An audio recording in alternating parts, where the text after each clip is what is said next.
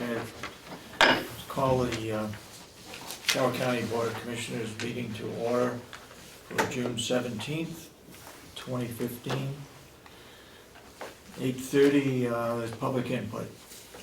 Anybody have public input? Yes, Representative Ticehurst. Thank you, Commissioner.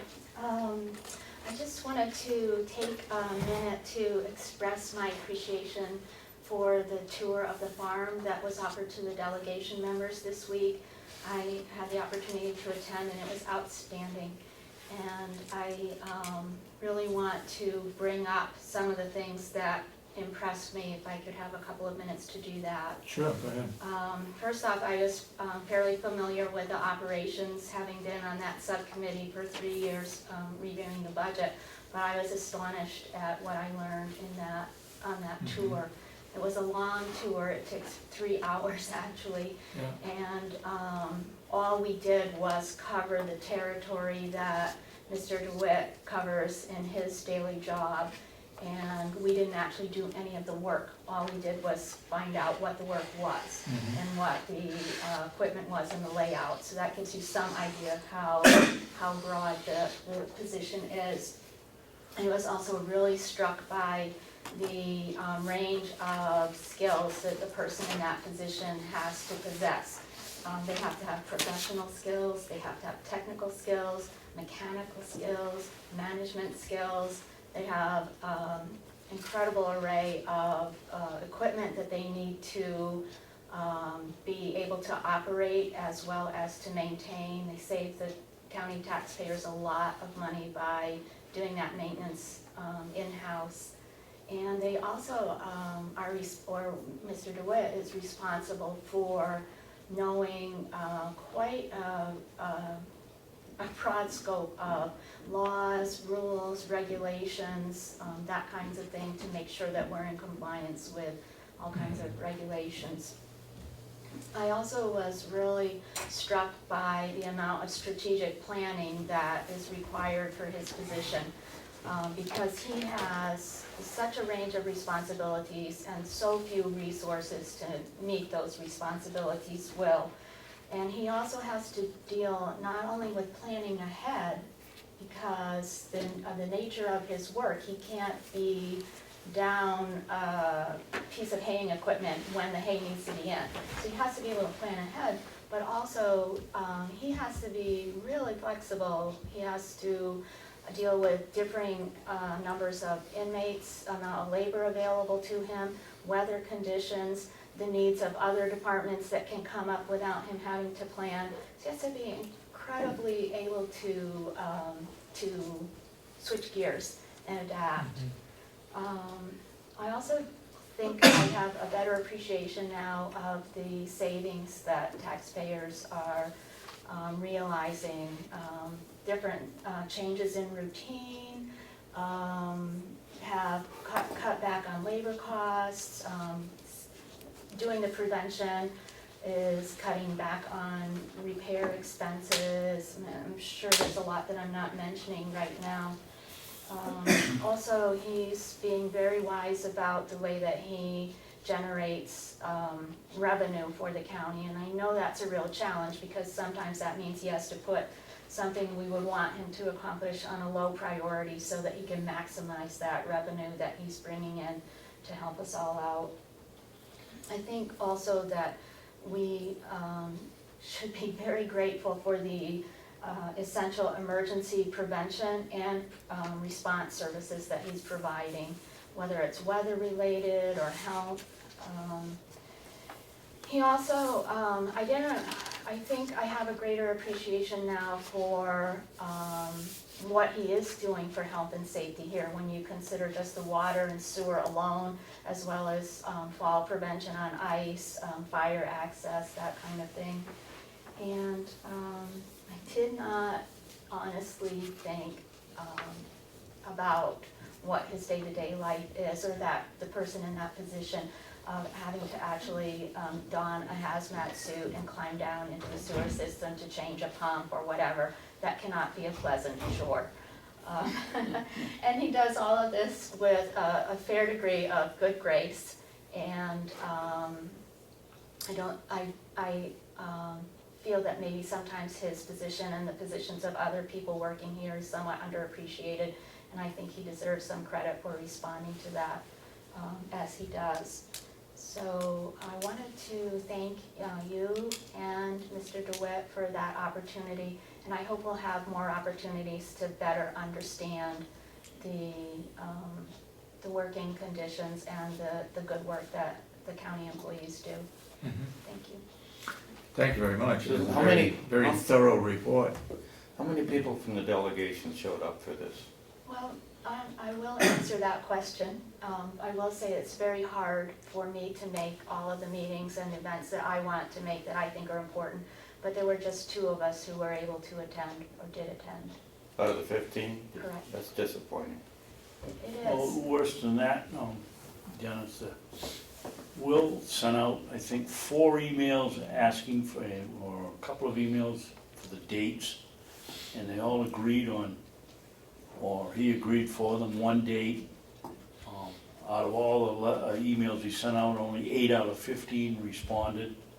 Out of the 8, 4 said they would come, and then only 2 showed up. And thank you very much, Representative, for you and Representative Comeau for coming and having your eyes open. Yeah, what's disappointing is when we do the budget and we get into this detail on what we need to run the farm, it'd be so helpful if the delegation could take the time to walk through the farm to see what they're Yep. approving when we do the budget, because, you know, if they haven't seen it, they don't know what's going on, yet they sit here, make decisions on Will's operation. That's disappointing. Yeah. A couple of points. Number one, it was videotaped. It videotaped the whole thing. Okay, It'll be about 3 hours, okay. but he covers everything. I mean, he did about as fine a job as I've ever seen anybody do in describing their job. I think one of the things that Representative Tyser learned, and perhaps Representative Comeau, that what we heard the other day wasn't really the farm, it was the maintenance department. It was Yeah. it's plowing, it's mowing, it's maintaining the septic system and the water system. Yeah, all of it. It's It's a big organization. the farming is almost a side. Mhm. We went through the woodshed, and he gave a extensive presentation on the bagging of the wood, the wood processor. It was just an outstanding job, and thank you for coming. Thank you. And I should, of course, say that I'm not representing the delegation. I came here individually. We understand that. Yeah. Well, we know how flexible that person or that department has to be with all the different responsibilities that it has. If something breaks down, they drop whatever they're doing and they go fix it. He does a really good job. One of the things they also learned, Mr. Chairman, was they're almost out of maintenance money on on the septic, on the sewer part of it, having to repair a couple of pumps, so. And the delegation cut back on, if you recall, on his budgeting of the maintenance funding. So we can expect a shortfall there. Okay. Anything else? Any other reports you want to report on the cooperative extension meeting? Last night, the Cooperative Extension Advisory Committee had its monthly meeting. We met in Wolfboro, Tuftonboro actually, and half of us went for out with the water Testing? Quality testing? water quality person from Cooperative Extension for half the night, and then we switched and went for a walk in the woods and with Wendy Scribner. And I think everybody had a very nice time. Representative Cordelli did come. He was the only representative that came. I believe they were all invited. But other than that, that's. What'd you learn? That the quality of this was Winnipesaukee, and the test results vary from actually day to day, but over the long span, and he's he's talking 12,000 years, which makes us a snapshot. But the quality appears to be slowly diminishing. Oh, really? Because of Oh, sewage? it would, no, it would appear that the main reason was lawn care around these bodies of Oh, water. fertilizer? Yeah. Phosphates coming up. Yeah.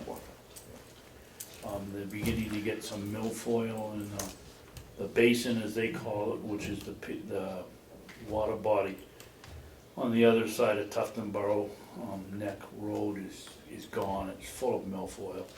Milfoil is beginning to spread out into Winter Harbor. And it's going to be a problem if they can't figure out how to control it.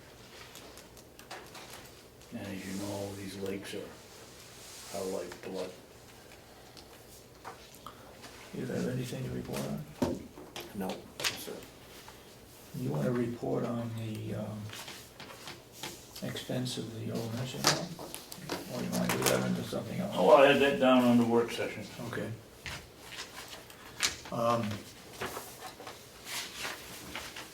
Well, I guess I should add, in the last meeting, you guys asked me if I'd get hold of the auditor and see if they could accelerate the completion of the 2013 audit. Right. And I got hold of Jesse, and he talked to his boss, of course, the owner, and the answer was no, that the best they can do is to finish it by the end of this month. So DRA was requesting that we accelerate that schedule if we could, and they're saying it's not possible. So 2013 should be done at the end of this month. You want to say anything about the budget for auditing? Yeah, you know, we talked about it last time in that their best guess on the remaining portion of money that we'd have to spend to complete the audit through 2014, which is done in December, was going to be, their guess is, their estimate is $45,000, and at the time, the only remaining money we had left to pay for that was a line item in the nursing home that's set up as audit and legal, and at that time there was $7,000 left in that line item, but any legal bills that occur between now and the end of the year are going to use up that money before the audit's done. So, and we've spent all our encumbrances, all of that's gone. So again, we're looking at an overrun in the audit budget line of $45,000 for the year. Probably minimum. Minimum, yeah. Okay, I guess there was questions as to whether the Mountain View community should be an enterprise fund or not.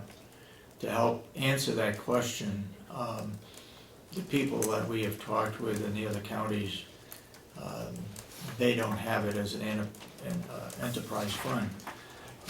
George McGlaris, who's the chairman of the Stratford County Board of Commissioners, is coming up next week at 9 o'clock to talk about why the annex, or why the nursing home stays in the normal budget and is not an enterprise fund. So hopefully that will answer some of the questions that we may have or may come up. Any further public input by anybody? Yeah, just Go to ahead.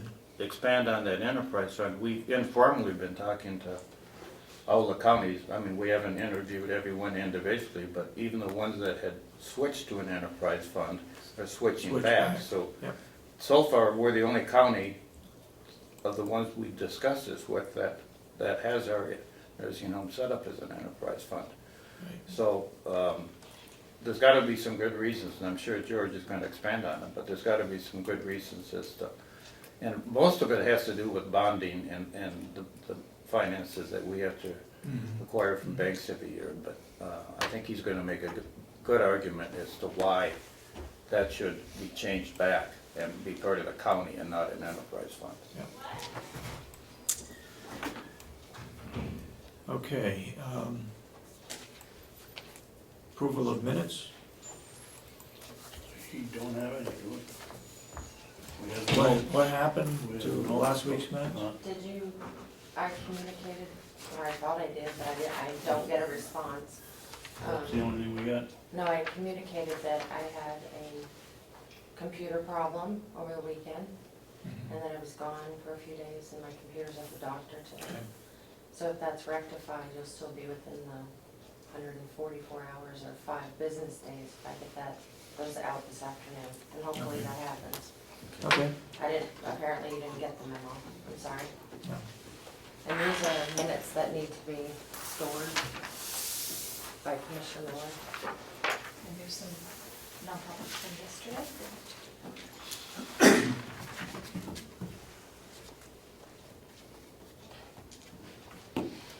These are non-public? They don't have to be sealed though, because it doesn't say anything.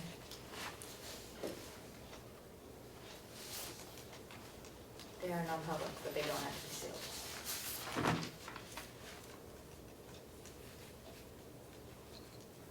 Okay. I think we can approve those.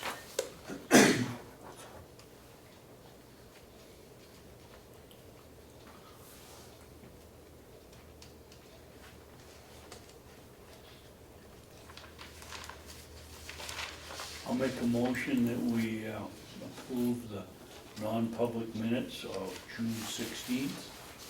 I'm not sure that they're non-public. They're public, aren't they? Well, this They went was- into non-public, Right, you went into public, then you went, Then we came over the out. public meeting, you went into non-public. so it's just regular minutes. Oh, okay. I'll make a Right. motion, we accept the minutes of June 16th. Oh, and, no, I don't even have to say this correctly. I'll second it. Give you a chance to review it. Take a second, Okay. review this with Melissa here. It says here that I'm absent here.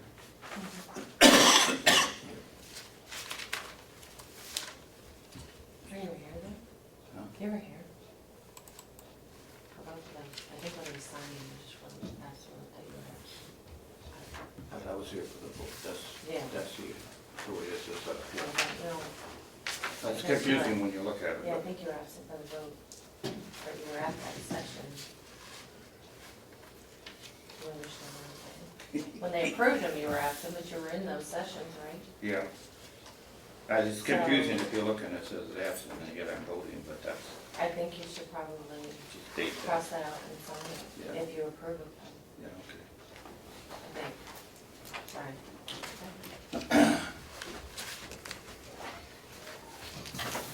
Okay, we get a motion and seconded to approve those minutes.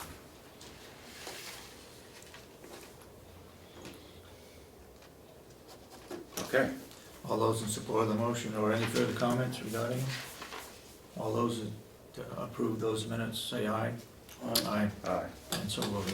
So those minutes are of a public meeting from yesterday, is that, Yes. Yes. so were there No. also?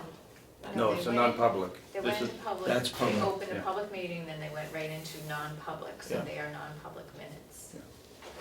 But they don't need to be sealed. Okay. That's what I thought.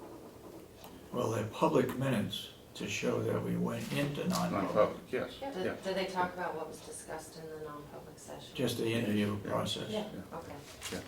That's it. You want to sign it? Yep. You've already approved. Normally it's two different sets. That's why I was confused. Right. So, and all they did in the public session was go right into non-public.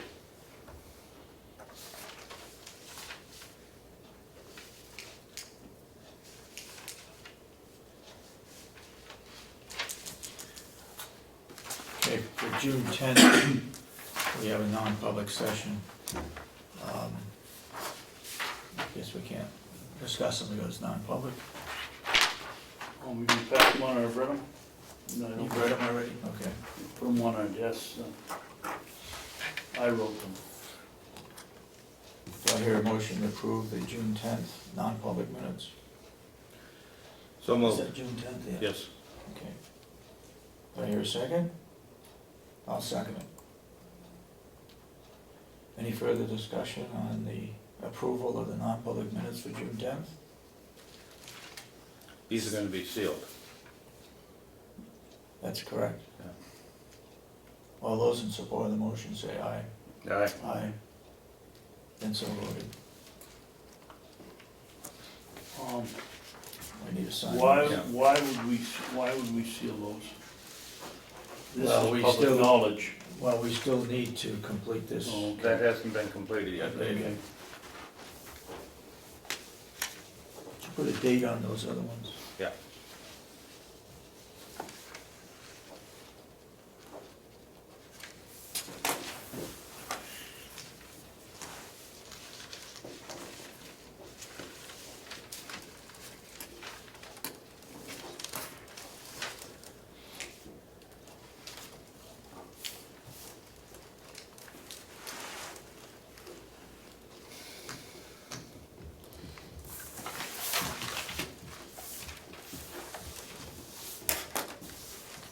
Any other minutes that we have?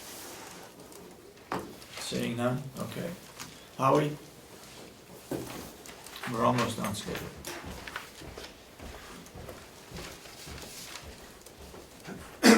Good morning, Commissioners. Good morning. Good breakfast this morning, Howie. Tell you, Rob and his crew do a great job, and the residents really enjoy it. And your participation is welcome. That's part of what makes it special, is having different people. Eating with the same people all the time isn't special, but when there's special place, special guests, it makes a difference.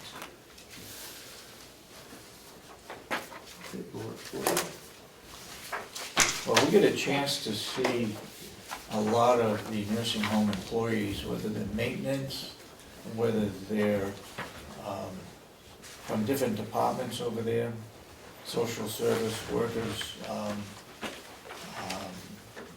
housekeeping, maintenance, and so on, that are there to help feed the residents for breakfast.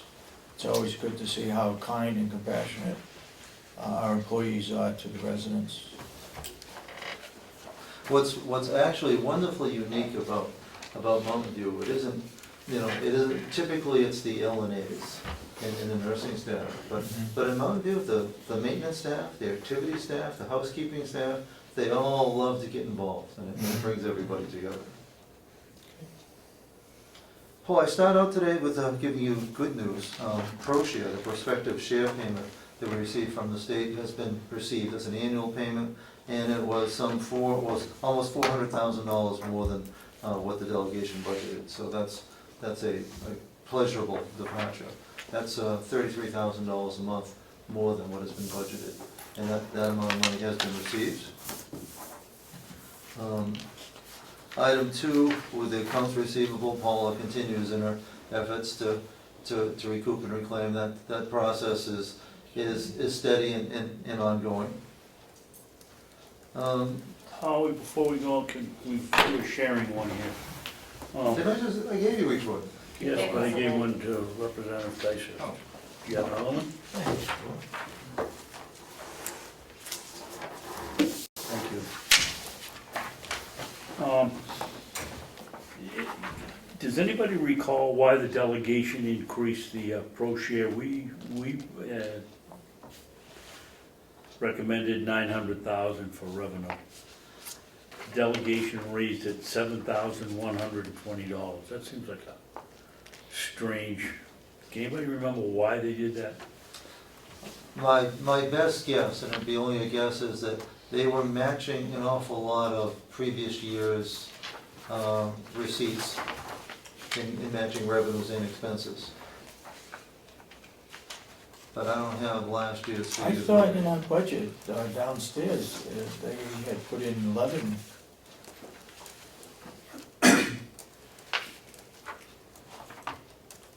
$1,000,001 in the budget. Where is it in here? You wanna check on that No. with Kathy Geary? That seems like a strange we'll check. figure.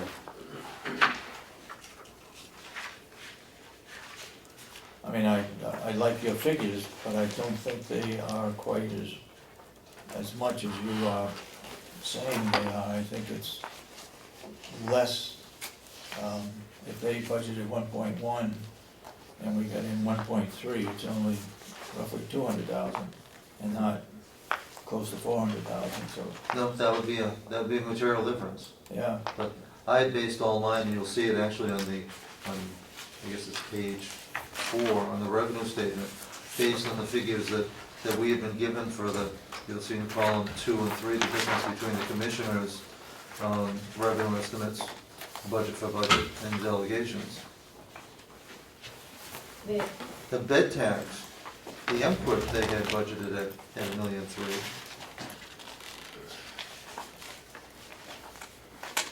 Can you explain the bed tax to me one more time so I understand how that works? Well, the best way to understand the bed tax is to understand why it's called MQIP. And just so that I don't mislead you on what that stands for. Because it's the Medicaid Quality Incentive Program. It has nothing to do with incentive, it has nothing to do with quality, it has everything to do with the bed tax. It was introduced by then Governor Babson back when he was prohibited from increasing taxes. But nothing kept him from creating incentive programs. It's a 5.5% charge to all nursing homes. Every nursing home in the state pays the state a 5.5% tax on collected revenues for nursing home care. Okay. That money is taken by the state, it is matched by the federal government, and then is redispersed by the state, not in equal proportion, but disproportionately based on the number of Medicaid beds that you have, which favors county homes over many private homes. Continuing care retirement communities, which have no Medicaid, pay the tax but receive nothing back. So it's a flat rate 5.5 by all the nursing homes, sent to the feds, they match it, and then it's distributed based upon Medicare? Medicaid, Medicaid patient ratio. correct. Okay. Now, this year, we came very close to losing 25% of it, because as I understand, now I have not seen the final state budget, but under consideration was a plan to take 25% of that and keep it for Health and Human Services. Our understanding is that it has been restored, but I have not seen, so that's expectation, but not confirmation at this point. Okay, so do we have a good idea what that year-end number is gonna be, or is it, like some of these budgets are redone in mid-year in like July. Is this one fixed for the rest of the year, the amount of money we get, or does It's quarterly. it's quarterly? Does it change each quarter, or is it fixed for each quarter? It changes each quarter, which is why when you look at that line on page 3 now, on page 4, you'll see that you'll see a difference in March. January, February, and March has been established, Okay. was at 121,000. While April and May is at 124. Let me make sure that I'm on the right line here.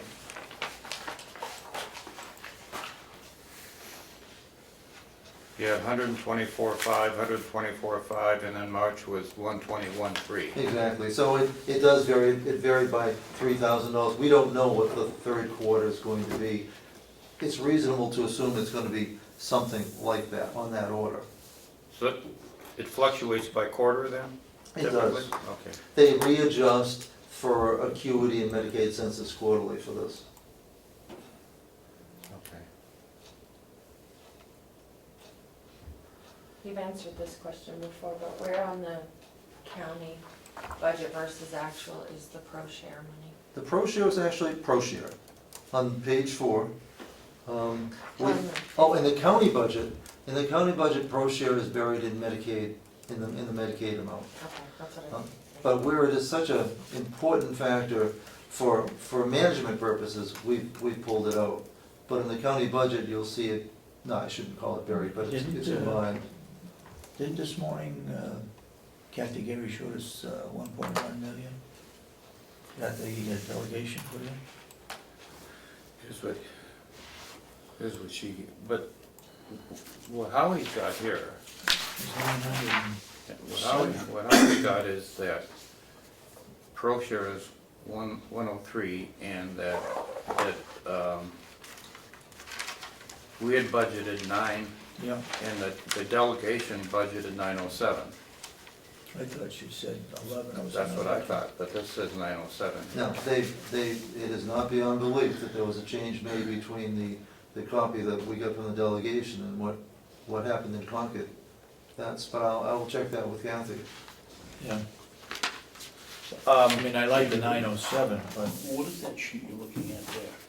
this is what I didn't get Kathy that. showed us this morning when we asked for. Howie, on sheet 4, if you look at the bed tax and the pro share, are those transposed? Because the bed tax, MQIP, is identical to what I'm showing for pro share. And the pro share number that you have here is not what you have on the cover page. The cover page, you have pro share is 1,304,000. And here, you have MQIP is 1,304,000 and pro share is 1,342,000. That was for the 2014 actuals. Yeah. Last year, they were, within dollars of each other. We gotta look at 15. On the front page, he talks about 15 pro share payment. Yeah, but if you look at the 15 pro share, is it just a coincidence that the bed tax for 2015 is identical almost to the penny as pro share? That's where I'm getting confused. Well, it's still, See that bed tax, 1,304,464, Yeah. which is, this is 1,304,564. See what I'm looking, see the front page? yeah, but that is coincident. When you look at page 3, it's the actual sheet that we get from the state showing and Carroll is the second line down. So the difference, it's exact within $100. Where do you see that? Are you looking at that sheet? Yeah, look, going across on bed tax, look, for the delegation, it says 304,464 for Right. MQIP. Yeah. Well, you look on the front page, Oh, and okay. that's the number we have for pro share. It almost looks like they're a Oh, I see transposed. where you're looking, okay. See, Yeah, no, but that is strictly coincidence. okay, But the number for the pro share came right off of sheet 3, which the okay. state gave us. It looks to me like first of all, it's a typo. We checked these numbers twice, Okay, but I'll certainly check them a third time just to be sure, but it is very close. yeah, okay. The information on page 4 is represented graphically on page 5. So what you're seeing is a gradual and favorable uptrend in revenue below the black line, which is the budgeted amount, but the trend is certainly favorable.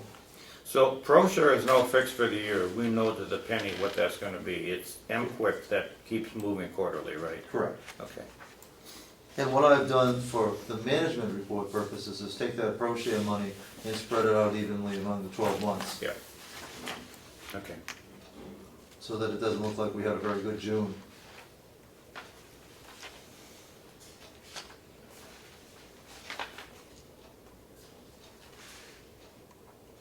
We still don't know maybe I'm jumping ahead on page 6, that 567,000 that the delegation in Concord changed. They didn't put where that is to come out of the budget. It's just sitting there. I've seen no information, so not having that. We know there's a reduction, or other reductions, but.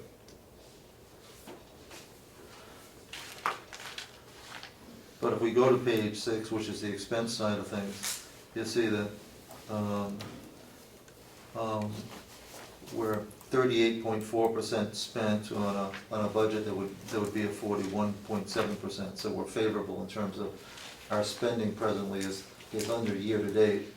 It was higher than average for the month at 9.2% over a typical 8.3%, but year to date it's very favorable. Is that some seasonality to that, or do you think that's gonna continue throughout the rest of the year? It's likely to continue. We'll end up with an even budget, unless there's something completely unforeseen. What happens is kind of a quirk to county financing. We don't really have a budget until after the first quarter of the year. That's right. So not knowing, yet we still have to pay people, we still have to heat the place and do things, but we pretty much try to shut down spending during the first quarter. So in fact, you'll see this graphically on page 7. You'll see that in January, that we're way below budget. And this is the first month, May, that we go above the monthly budget line. We're still below for the year. Yeah, but But we start out very favorable, and it levels off. It ends up being the full amount.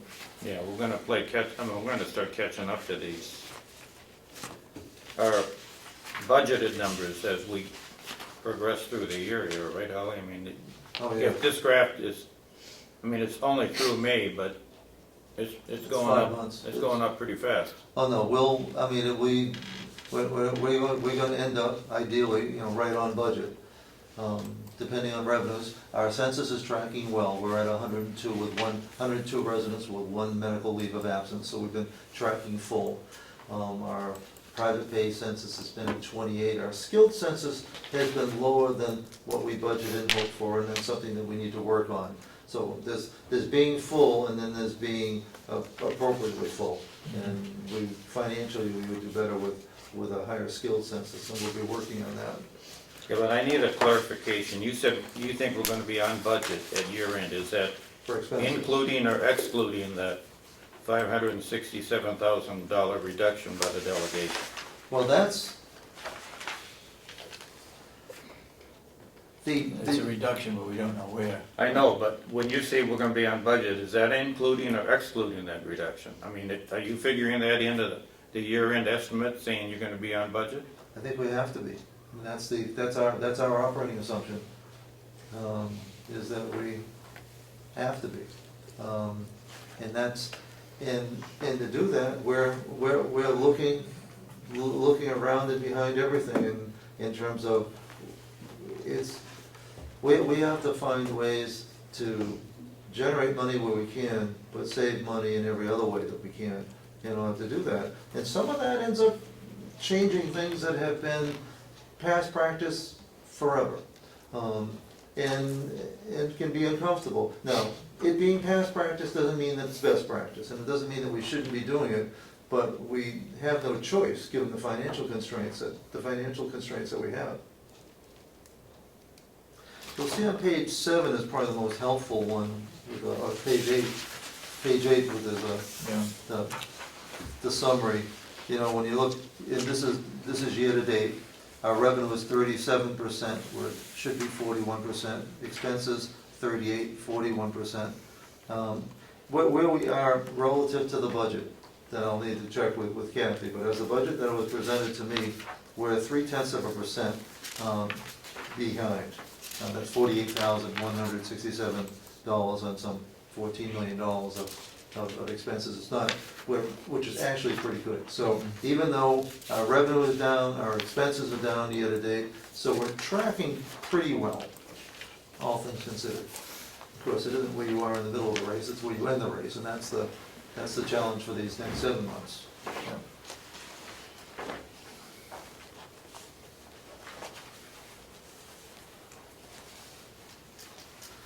Other things that I have for you, item 4, we had legal expense of $324 for the rate setting appeal that we made to the state. That's being, we're not paying that, that's being submitted to the New Hampshire Association of Counties, who has agreed in theory to pay that for all the counties. It wasn't just our expense, that was our share of all nursing home expense. Per diem staff waivers, another issue, we're looking to, of course, to save money. Last week I brought this to you, and you were going to seek a legal opinion, and just looking to see if there's a decision, because it's material to what we do and how we do it and what it costs. If it is legally, if it's legal and permissible by you for us to accept waivers from per diems who have proof of insurance, it saves us a great deal of money, and it also helps us keep people and reduce turnover, because we're going to lose people to other places if we don't. To answer your question, we have not. Okay. So you wanna, the question for us is a waiver a binding legal document? Is that, or what are you asking for, Howard? Well, we've been informed that a number of other counties, will accept per diem workers who have proof of insurance that's compliant with the Affordable Care Act, and sign a waiver, that they're not going, that they voluntarily choose not to, receive county benefits. In exchange, we pay them more. Right now, it isn't the pay, it's a matter that we're capping them at 30 hours, where it would be, where we could use that extra 25% of the hours, even when it's overtime, to save us an agency and other expense. But right now, it's been the decision of HR that we shouldn't do that. What you're saying is we're short on per diem. If we had more per diems, this wouldn't be a problem. Or expand the hours of the existing per diem. Yeah, And as we get into vacation season, it gets to be it's worse. critical. But let's say if somebody comes in with, and shows us a waiver that has, they have proof of insurance, and we allow them to work now 40 hours a week, and in fact, if the waiver is not valid, or the insurance is not in place, we would still be on the hook for insuring them, right? Through the That- Affordable Care Act? See, that I can't speak to. And that's, our knowledge base is that some other counties are doing it, and I think you asked Debbie to look into it. But I don't know if you've heard anything back. I haven't. Should we have Debbie look into it, or should we have the county attorney look into it? I mean, how much legal opinion do we need on this before we move ahead with it? HR is responsible for benefits, so I would think HR would check with the other counties to find out what they've done. Yeah, but And if they have a legal- my concern is if they sign, what kind of legal status does the waiver have, Dave? That's my Yeah. concern. I mean, other counties might be doing it, but if that waiver is challenged, are we still on the hook for the insurance? Right. I don't know that or not. Right. Do you know what counties are using this process? I know Coas, I know last week, I think it was last Tuesday, in fact, it was last Tuesday, Lori met with the other directors of nursing, and she said there were, 3 or 4 other counties that were doing this, and possibly other private places too. This isn't a county issue so much as it is a general employment. Everybody's dealing the first time with the Affordable Care Act in terms of the terms. And while it's certainly safer not to do it, if it is in fact allowable or possible, and it would be very desirable to do it. But I can't offer you a legal or an HR, even an informed What do we HR need to position. feel comfortable with using this waiver process? Because we're gonna need the per diem staff. I mean, it saves us money to do it. What do we have to do to make the 3 of us comfortable? Do you think I would just HR? suggest that we check with another county that has done it and what they did for legal.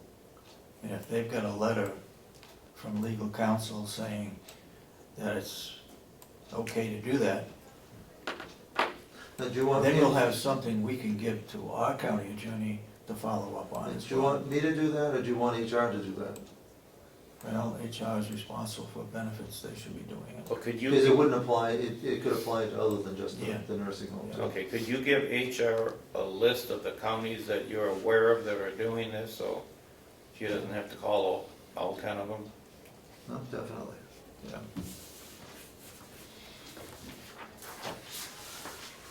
Item 6, budget transfers. Last week you asked me to take the 2 requests to the meeting that was then planned for this past Monday with the delegation subcommittee.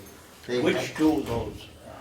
The first one was for nursing. It had to do with equipment and repair, Oh, yeah, okay. where we went over. Yep, And as of last week, and we've since gone over, we were anticipating going over on the agency staffing.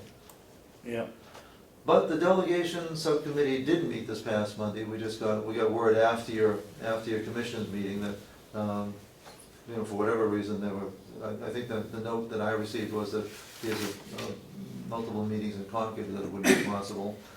I'm asking you, to, whether it's okay to address those requests to the subcommittee, and probably most likely the delegation's 3-person executive committee in writing. How much are we over in each account? Do you know? I think it's $2,000 in medical repairs. That was 2,400 for fixing the beds. 2,000 for 3 hospital beds last week, you said it was 2,000, last time it was $2,400.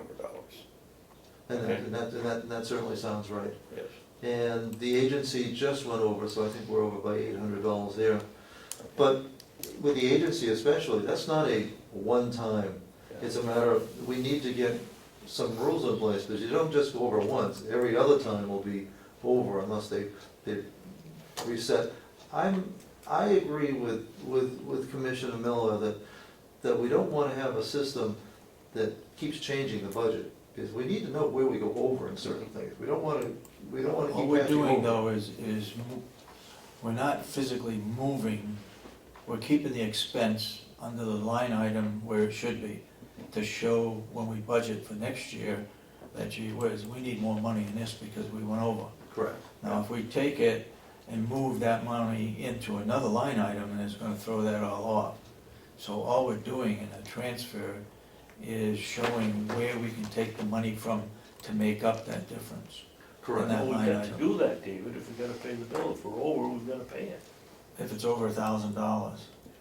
Well, I mean, either way, whether it's over $1,000 or not, we all agreed that if it goes over, we would give it to the Yeah, so delegation. so So you we've got to gotta- go over, whether it's 1,000 or whether it's $100. that's Right. right, and we were Right. gonna do that at the subcommittee meeting, which did not happen. So our next course of action is to take those line items that were over and notify the chair of the subcommittee, which would be Mark McConkey and also Karen Umberger. I'd send it right to chairman of the delegation. Okay. And subcommittees, in the subcommittee too? It wouldn't Yeah. hurt, it wouldn't hurt to send it to both, but Okay. yeah, absolutely. I just wanted to get your permission before doing that. Yeah. The transfer is between the delegation chairman, vice chairman, Yeah. and treasurer. Yeah. They have that responsibility or authority to do the transfer. And I'm gonna see if I can get them to come to some kind of understanding for how this should go on, because legally, you can't spend what you don't have. Yep. But the practical part is, if you don't fix the bed, you send somebody, we transfer somebody to Belknap County Home, it's gonna cost us way more money. And I know that isn't what they want or intend.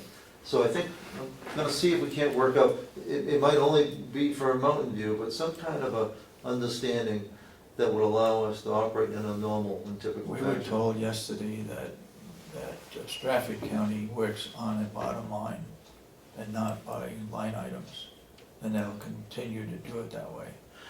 I'm hoping, and I think, and I have some confidence in the subcommittee, that I think the important thing, I think what's important to them is the knowledge and information.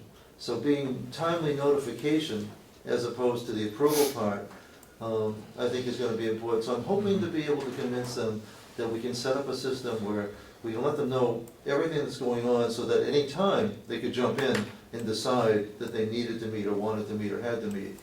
But I can't, of course, I've had no discussions with them yet, but I wanna open the door, I was hoping to open the door this past Monday to that, but we'll start with this. My understanding is that we can't exceed $1,000.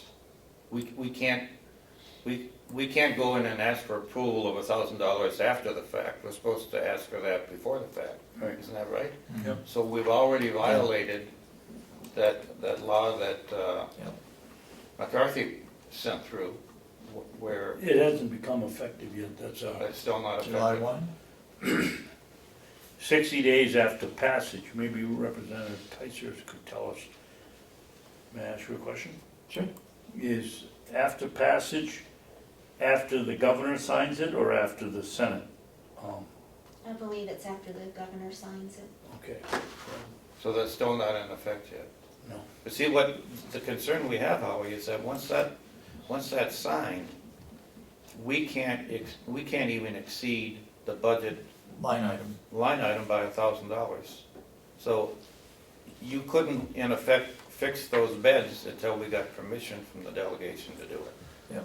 Unless we can get some kind of a waiver from them to allow But, certain expenses in certain situations. well, here's my concern, it's an RSA. Who has the authority to waive an RSA? The legislature. I mean, that's state Oh. law now. So, I mean, I don't know if even the delegation has the authority to waive an RSA. I would Because think so. it's, if it's signed by the governor, Law. it's a law. That means that in effect, we're under, not a court order, we're under a legal obligation that we cannot overspend that line item by $1,000. So unless they, I don't know what we're gonna do, but We need to report anything that goes over a line item, before it goes over the line item, to If the we can. delegation chairman. Correct. so, and I hate to say it, but in the future, if you have 3 beds that were broken once the governor signs this, you can't fix them. Until we get approval from the executive committee of the delegation. Which means that from an operating level, what we want to look to is some kind of process that expedites that process. That's why, in my request to you last week, I didn't want just enough money for the medical supplies to cover the overage. I wanted essentially to increase that fund by an extra $2,000 to anticipate some future expenses.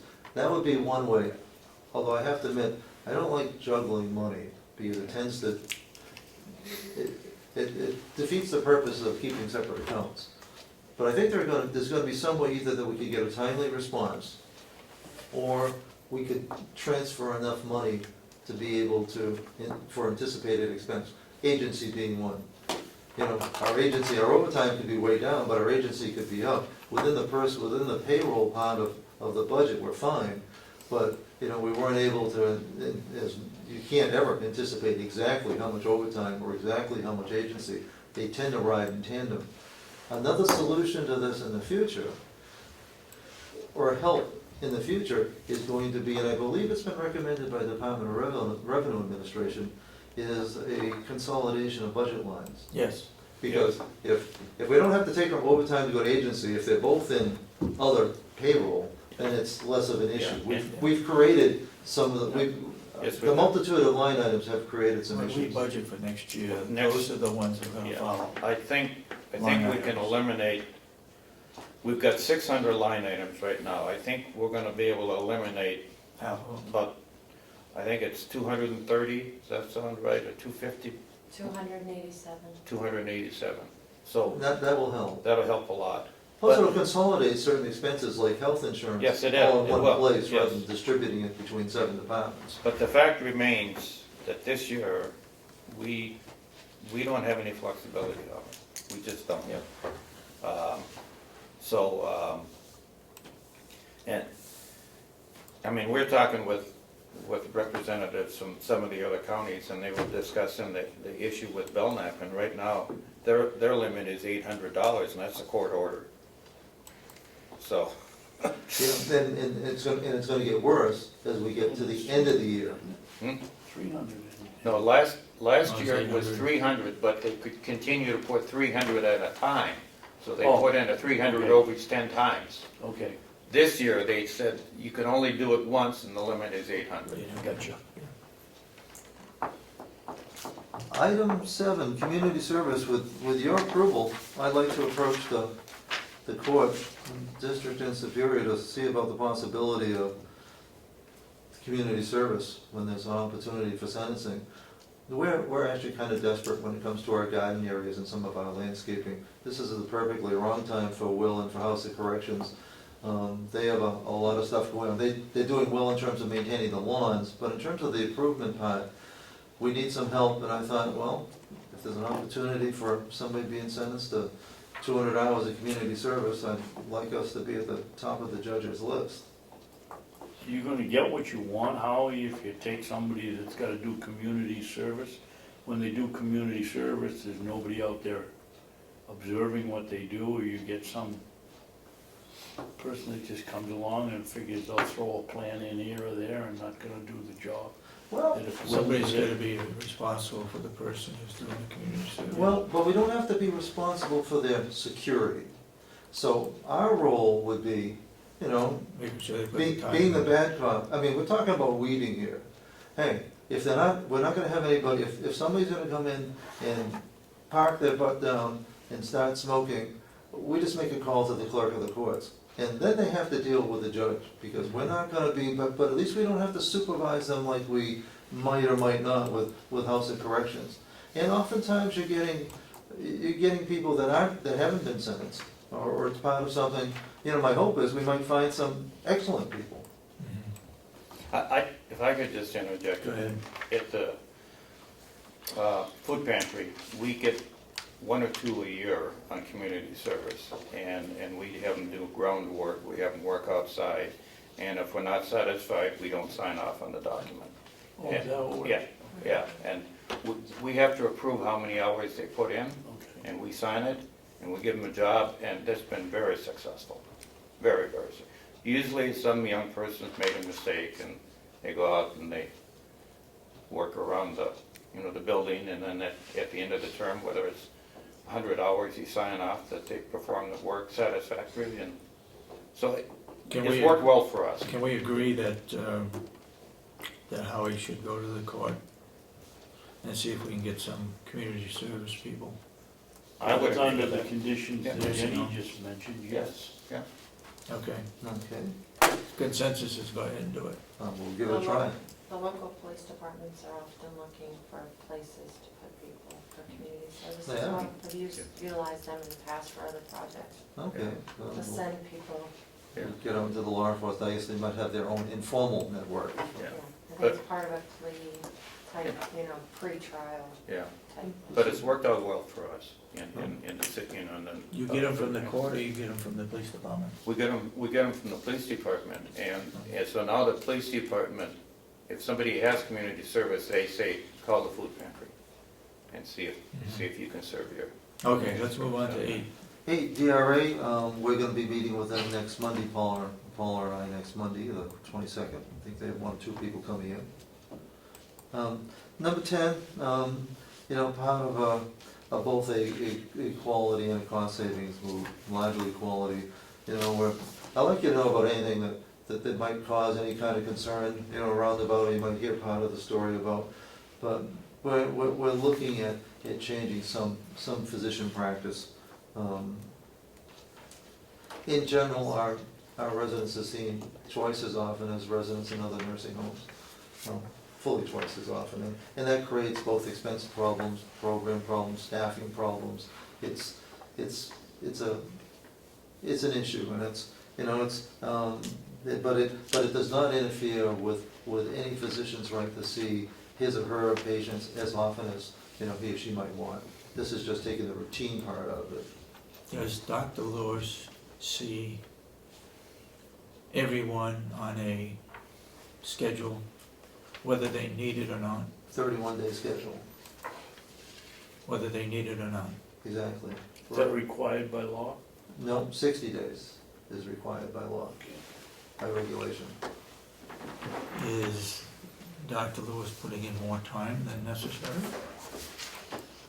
But 60 days is all that's required. I mean, there'll be some people that do need to be seen, you know, Yeah, be no, monthly. understanding. But we don't believe that routinely, and especially in a situation where it's monitored 24 hours a day by professional nursing staff, who would call if there were any issues. Yeah. And it's, you know, and of course, the case will be made, well, that if you always overdo it, you'll never be out of compliance. Fact is, the state is not unreasonable. We get actually 10 days beyond the 60 days in order to be able to comply. 60 days is the target, but there's a grace period of 10, which happens in the event that if a physician were sick, ill, or on vacation, you know, they have the opportunity. Does Dr. Lewis get paid on an hourly basis or a contract? Not by us. He's reimbursed by Medicaid on a per visit basis. We don't know his business relationship with the hospital, which I think owns his practice, so we don't know we're not privy to the financial side. Okay. So then, the more he comes, the better, I guess. It doesn't affect us Well, financially. it affects us, because every time he comes, we're providing a nurse where there's extra Oh, dictation, right, there's right. orders, it does create now, and we're also looking at whether or not that's legitimately our responsibility to do, even though it has been our past practice. So we're looking at that, can we afford an extra 8 hours of nurse each week just for, And it has to be an RN. It should be, because I'll be taking physician's orders.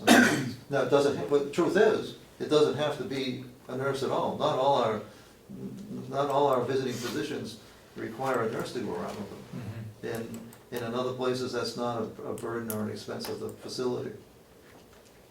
But changes always are met with a certain amount of resistance, so in case you heard, I wanted you to be aware. Well, we got a budget problem, and we gotta make some changes. We do. And that actually leads into 11, which is rehabilitation contracted services. As requested, I've pulled all the other Hold on, counties. Howie, I get my hand up. Go ahead. Howie, without mentioning names, are we, reviewing these medical contracts with the medical professionals at least once a year? You and I know the one I'm mentioning, talking about, and we still continue to move forward with the same providers. I thought we were gonna make some changes. Well, with regard to the one that we talked about, negotiations there with Frisbee were completely contingent on it also going with another position as well. Well, is that that was a year ago, we haven't done it. That- Any well, others since? There is no other. Oh, Therein lies the problem. But we are going after the big one first, which is actually item 11, which is the skilled service provider. And that contract hasn't been, while I modified that contract to make it essentially on a cancelable basis, it had been an auto renewal. It hasn't been reviewed since 2003. As requested, I've polled the other counties and found that 6 are using 3 different companies, and one uses the local hospital in Muskegon Valley, and for COAS, and 3 run their own departments. Now, along with that, I have at least 4 additional providers, and this you had requested relative to my request for whether or not you wanted a public news, whether you wanted to incur the cost of newspaper advertising to put out a request for proposal, or whether you wanted it sent to multiple qualified proposals. And so it's your comfort level there.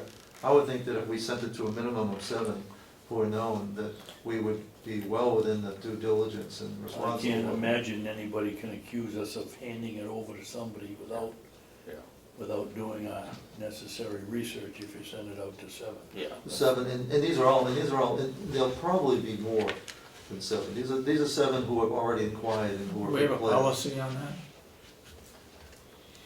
I don't think so. 7, that's fine with me.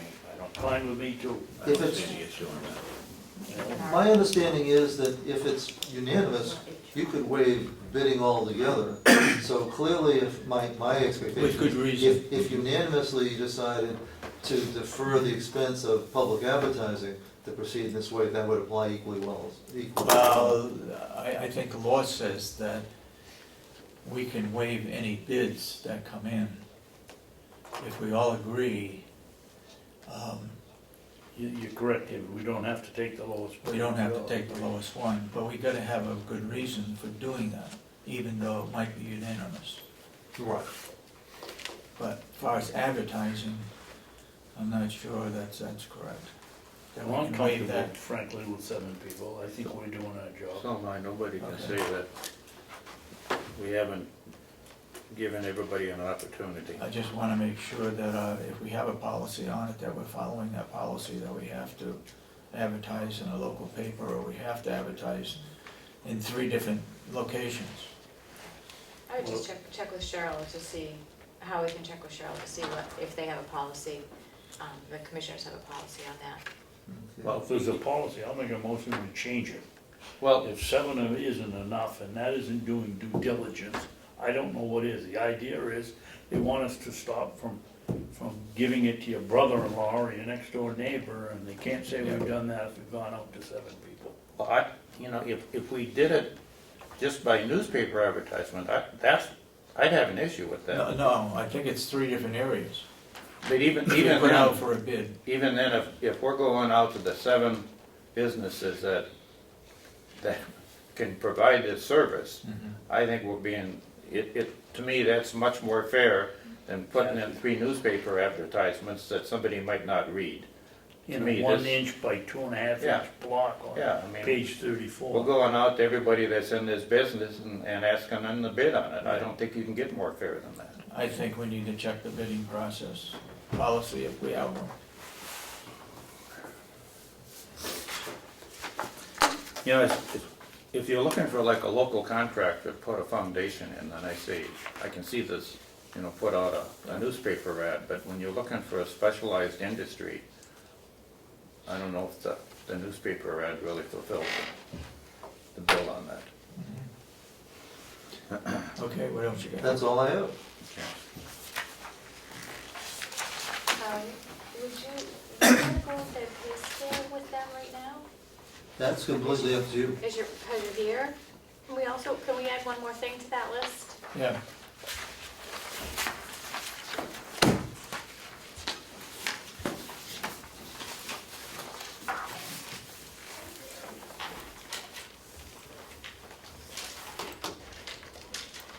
It's pretty quick.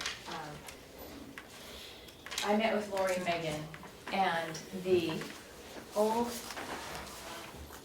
only thing we had on file was the salary chart from 2008 that they had been using, and it had been, I made some of these scratches, but some of them were scratched out. So I have worked with Lori and Megan to come up with a new scale with all the current rates that are in the contract right now. And then a couple of things needed to be adjusted as far as years of service and the amount that goes along with the years of service for the people that come in, whether it's the chart, as you can see on the form, how the rate that we would hire them in, and then if they had 3 to 5 or 6 to 10 or more than 10 years of service to honor those years of service and compensate them for them. It's just a much cleaner, they were working off of this, and it was very, very difficult to work off of. And hopefully, once we do get our wage and compensation study, this will be similar to the format that we're going to be using. That's why it's like there's a grade and a couple of columns, but basically, this will be the format, but this is specifically for the nursing department, so that they can have very consistent rates as to if a person has years of service, and then the actual job and title in there. So we just need to have your approval. There was only one person that did need to have a little adjustment, but other than that, everybody else fell within what's on this. But it just makes it much cleaner, and I know, I thought that other form was pretty easy to use. yeah, I think this is pretty easy. Just a little difficult. And a few things don't even exist anymore, so we wanted to get those things off of there.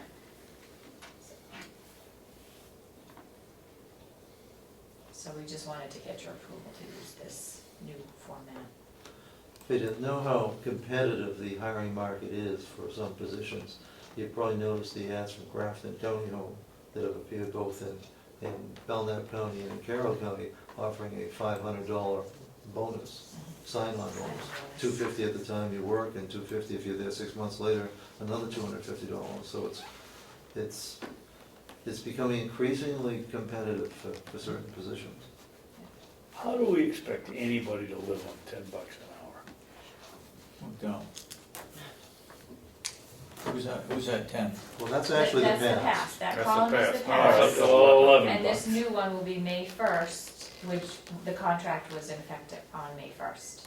So those are the new rates. So it looks like in the charge nurse area and the licensed LNAs, that's where we're a little under scale there in those two areas, right?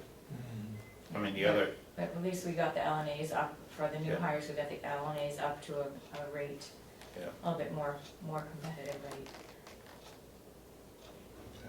But like when people come in and they have all those years of service, to start them at the new higher rate was what was challenging. The HR challenge that I see in this is going to be the CBA with the union positions, because we can't hire anybody in and hire more than what we're paying anybody who's presently a member, and that's Yeah, gonna be, in some cases, an issue if we try to bring in somebody with 15 years' experience. I think that's one we can well deal with. Once you get down there into the single line item, bold, like the incentive, explain to me how that works, so, at $5, is that, Incentive pay is best described as when we're desperate. Lori has the option, when we're desperate, nobody, that's when you go to the staff member who's working 7 to 3. We can't find anybody that wants to work overtime. We can't find an agency. We can't find anything. We're desperate. but it's a one-time, It's To a get that it's a specific, position it's not a position, it's just for that shift, that time, and Okay. only on Lori's authority. That's a. the supervisory, that $2, we've got categories up here that say supervisor and charge nurse, so is that in addition to those? Or is that somebody that's not a supervisor, that's asked to be a supervisor for that shift? Correct. The supervisor's on vacation, a charge nurse steps up and gets a So supervisor. yeah, they get an extra $2. Just for that week or For that that day. week, got it. so are we talking about a step increase? This is what they're going to be getting? Or this is what they're getting now? This is what they're getting now. Okay, so Yeah. if somebody goes from, well, I'll take a charge nurse. A new hire is gonna start at 17, Yeah, Mhm. and that was in the that's in the contract, that's Okay. what was agreed to. okay. Yep. 6 to 10 years, they automatically go from 1750 to 19? No, these would be these are the proposed to start those people at a higher rate because of their years of service. But there was no one that was, what am I trying to say? No one that was, gonna be lower than any of these rates. So everybody is on the scale, nobody has to change. Mm-hmm. This is for new hires. Right, this is. Okay. So our disadvantage now is that we're only attractive to entry-level people or first-time employers, so Okay. how do you get that nurse that has 10 years of experience and pay her the same as though she's right out of school? Yeah. Let me ask it this way, if we had a charge nurse that had been here for 10 years, and we bring in a brand-new charge nurse that had 10 years' experience, are we gonna have a situation where the new hire is making more than the person that's been here 10 years? With a charge nurse with an RN, is not part of the collective bargaining agreement, so that could conceivably happen, but I don't think we would want it to happen. We can't allow it to happen in collective bargaining. We can't pay anybody new more than somebody I who's. understand that, but if they're outside of the collecting bar, would we make an, if we had to pay $20 an hour for somebody that had 10 years' experience, and we had somebody on staff that wasn't making that amount, would we make an adjustment so they're at least, they're equal? That's what I meant, is there's no one that's under any of these already. Okay. So no one would come in more than, at this point right now, where we're at right now, and that's why we All set of, those. for all of these scales? Except for the LNAs, and as Howie said, I think we'll have to work with the union if a person has experience. If a person had more than 15 years' experience, would we be able to bring them in at $13.50? I think we could work that out Okay, with them. okay, Well, thank you. theoretically, if we looked at someone who was here 10 years and they got a 40-cent increase each year, that's.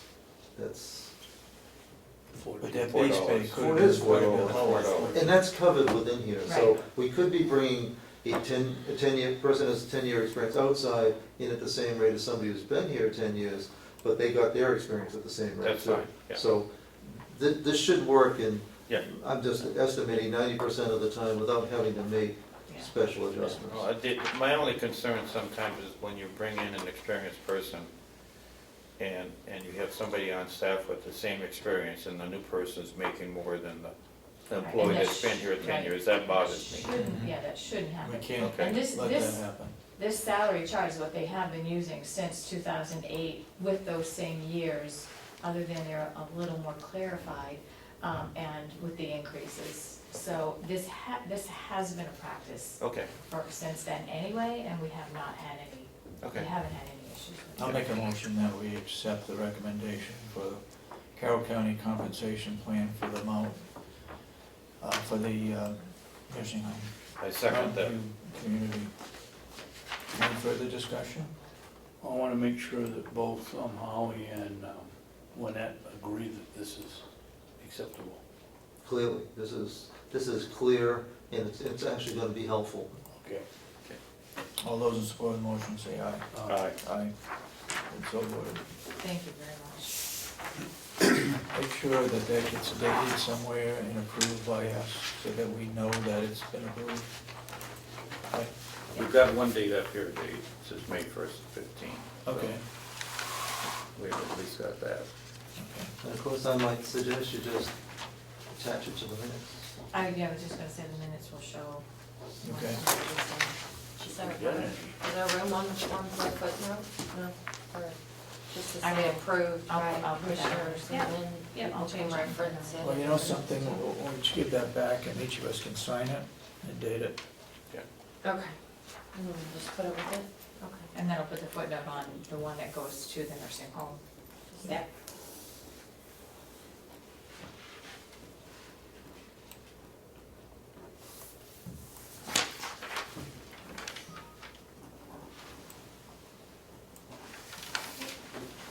And helpful, Laura, he's very helpful. No, that certainly will be. Thank you for thinking to bring that forward now. Thank you, gentlemen. Melissa? Have a good day. Did Um, you even ask Howie if Paul's gonna be here for this? No, Paul is- Presentation in case she's got a question. Paula told me you said she didn't have to go today. She was prepared to. because we were thinking, or she was thinking of reporting on whatever income she's brought in. Well, she was on vacation all last week, so nothing Yeah. got done, so nothing changes. But if, you're talking about this, The site ACS. ACS presentation, that I would think anybody involved in our financial end of things would be here to either ask questions or to absorb what the people will tell us. yeah, let's have it go over for 10:30. We weren't aware of it other than the agenda item, or the notice. So is that a, Have it go over at 10:30. we'll do that. Is there anyone else that's in finances at the nursing home other than Paula? Norma's She's in involved purchasing. too. She's on the accounts payable side. So she's handling the, Have her come over. Yeah, yeah. One of the questions is, they wanna know, they want the flag to go up, the ice fishing flag to go up when we hit 100%. She'd be the one, if she's doing the buying, Yep. she's the one that's gonna put it over, so Yeah. she ought to be here. Yep. okay, Okay. we'll make that happen. Thank you, John. Okay, we got a half an hour. They're coming in to set this up, Yes, they have to set up all the, 15 minutes, plenty of time. I'm not sure what Kathy had requested. Did she ask you what time how much time she needed to set everything up? Because it starts at 10:30, right? That's right, Yeah. yeah, I would say at least, probably about 20 minutes to get them all set up. okay. Do we have anything that you want to bring up right now in the work session? Yes, first one was Mr. Thompson's request. Oh, okay. I called his lawyer back and tried to, I think I did impress on him the volumes of paperwork that we have here on anything to do with food purchase. It said anything and all electronic or paperwork. Did he mean vending machines? Did he mean ice cream scoops? Did he mean who knows what? The gentleman said that he would talk with Mr. Thompson, and I suggested that he contact Rob Horace, and I can't believe Maynard is after, how many Coca-Colas we buy. He's been in the locally grown food movement, and I But he think might he's, be interested in when we have to go to, the grocery store down the street to buy anything extra that we don't get from a yes. larger company. So I suggested he talk to Rob, and if he wasn't, I told him we'd get him all the information he wanted, whenever he wanted it, but if they could sort of narrow it down so that it made a little bit more sense than it appeared to make, then, and we haven't heard back.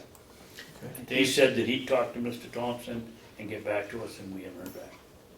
Could, just to cover us, could you dictate something to Cheryl and so we respond to that I 91? already did. You did? Yes.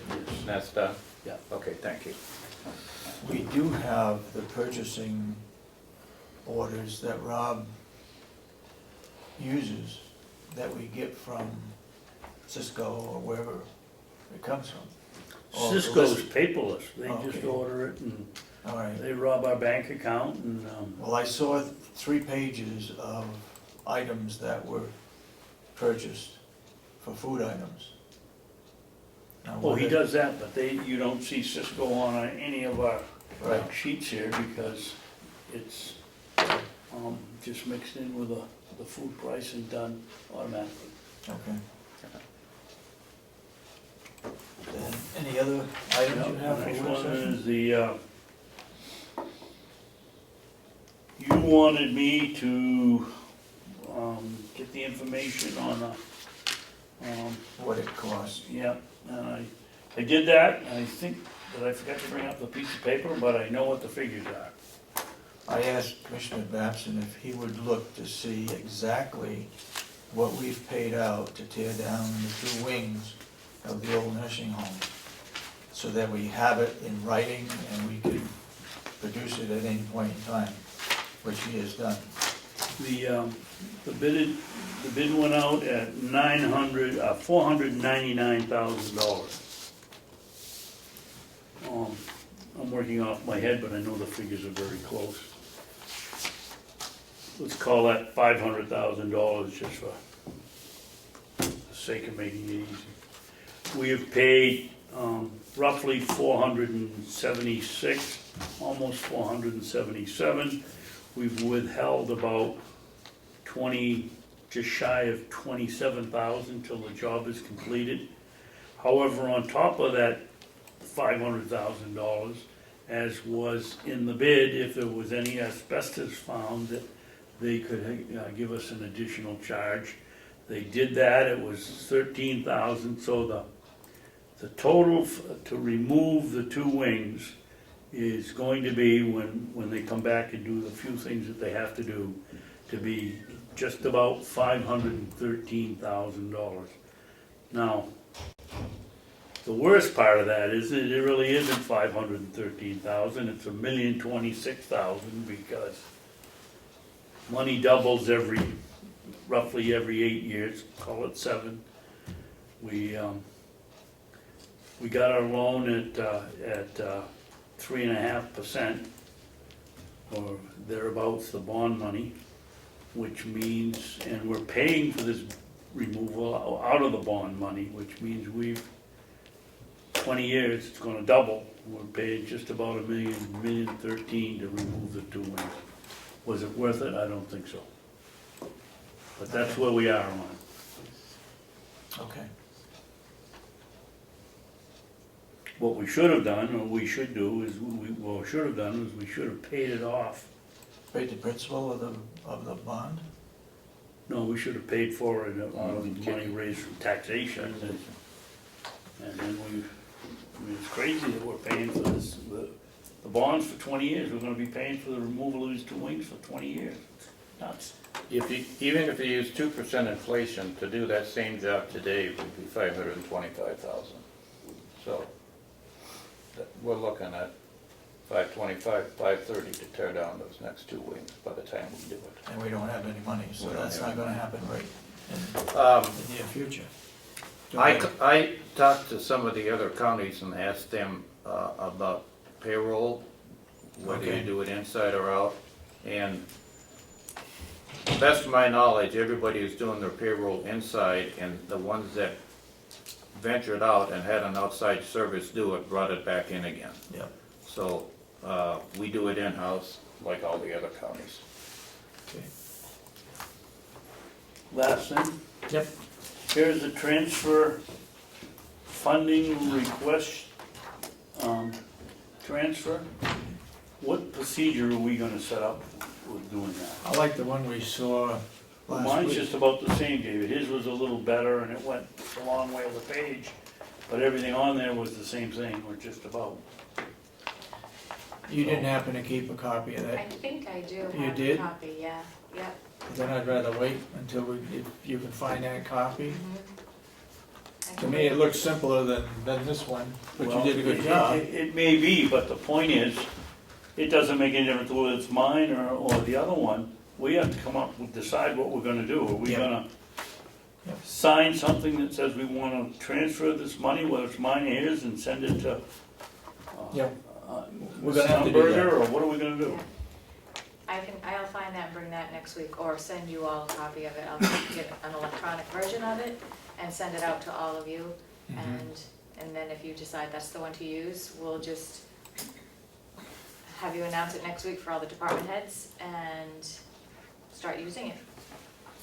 Okay, well, we need some controls on this in that we need a log of, say, 25, just a log sheet, maybe up to 25 or 30, and then we've got to record each one of these on that log sheet, Exactly. what it is, the dollar amount, because end of the year, I don't want anybody from the delegation to say we never received that. So we need some really good controls on these documents to prove that we all signed it, we noted it, we sent it to the delegation, and they have a copy of it. When it was sent. Can I ask a question? Yeah. Is this something, including a procedure, hopefully to go along with this, or policy, that the new county administrator should be taking on? Or- Well, they I don't know, may, it's not really an HR function. no, No. Sure. It has I to be have checked. I have the form, The form. format, and then I work with the finance office and the commissioners to, the. It's the gonna county- start at the department head, Yeah, then it comes to us, and then it goes to the delegation. yeah, but it's Whether we gonna, use the administrator in that process, I As said, part you of writing, decided. as part of writing the financial policies that the performance audit is asking for, this is part of that. An Yeah. appropriations policy, and now you're gonna manage the flow yeah, of and this and comply with the law, so I didn't know if it was just a, because it's under the administration section of the. I can't think of anybody better than the county administrator to manage the system for us. Because this is one that we've got to have some good controls on, honestly. Because I don't know how many times we've heard back from the delegation that we never notified them. Yeah. So we've got to lock this one in, have a sequential number, and have really good controls of what we've sent and what they've received, and the county administrator should be doing it for us. Well, in the meantime, what do you wanna do? Because it could Well- be 30 or 40 or 50 days before we get a county administrator, and we've already got 4 or 5 of these things that we've got to Okay. do. we'll fill out your form. Okay? With the other guy's form, and then what do we Well, do with it? then we start sending them. We We send number them. them sequentially, we start sending them, but we should have this done by next Wednesday, Yeah, okay? Whatever form we have to use, we ought to be ready next Wednesday. We all sign off on it, you got it, yeah. we put them together, and we send a packet out. okay? Yep. And that's all I had. You got anything else in the work session? No. Kathy would like 20 minutes to set up, Perfect. so this is perfect timing to Okay. take a break. So we will recess until 10:30 when we have the department heads here and ACS webinar set up. Okay.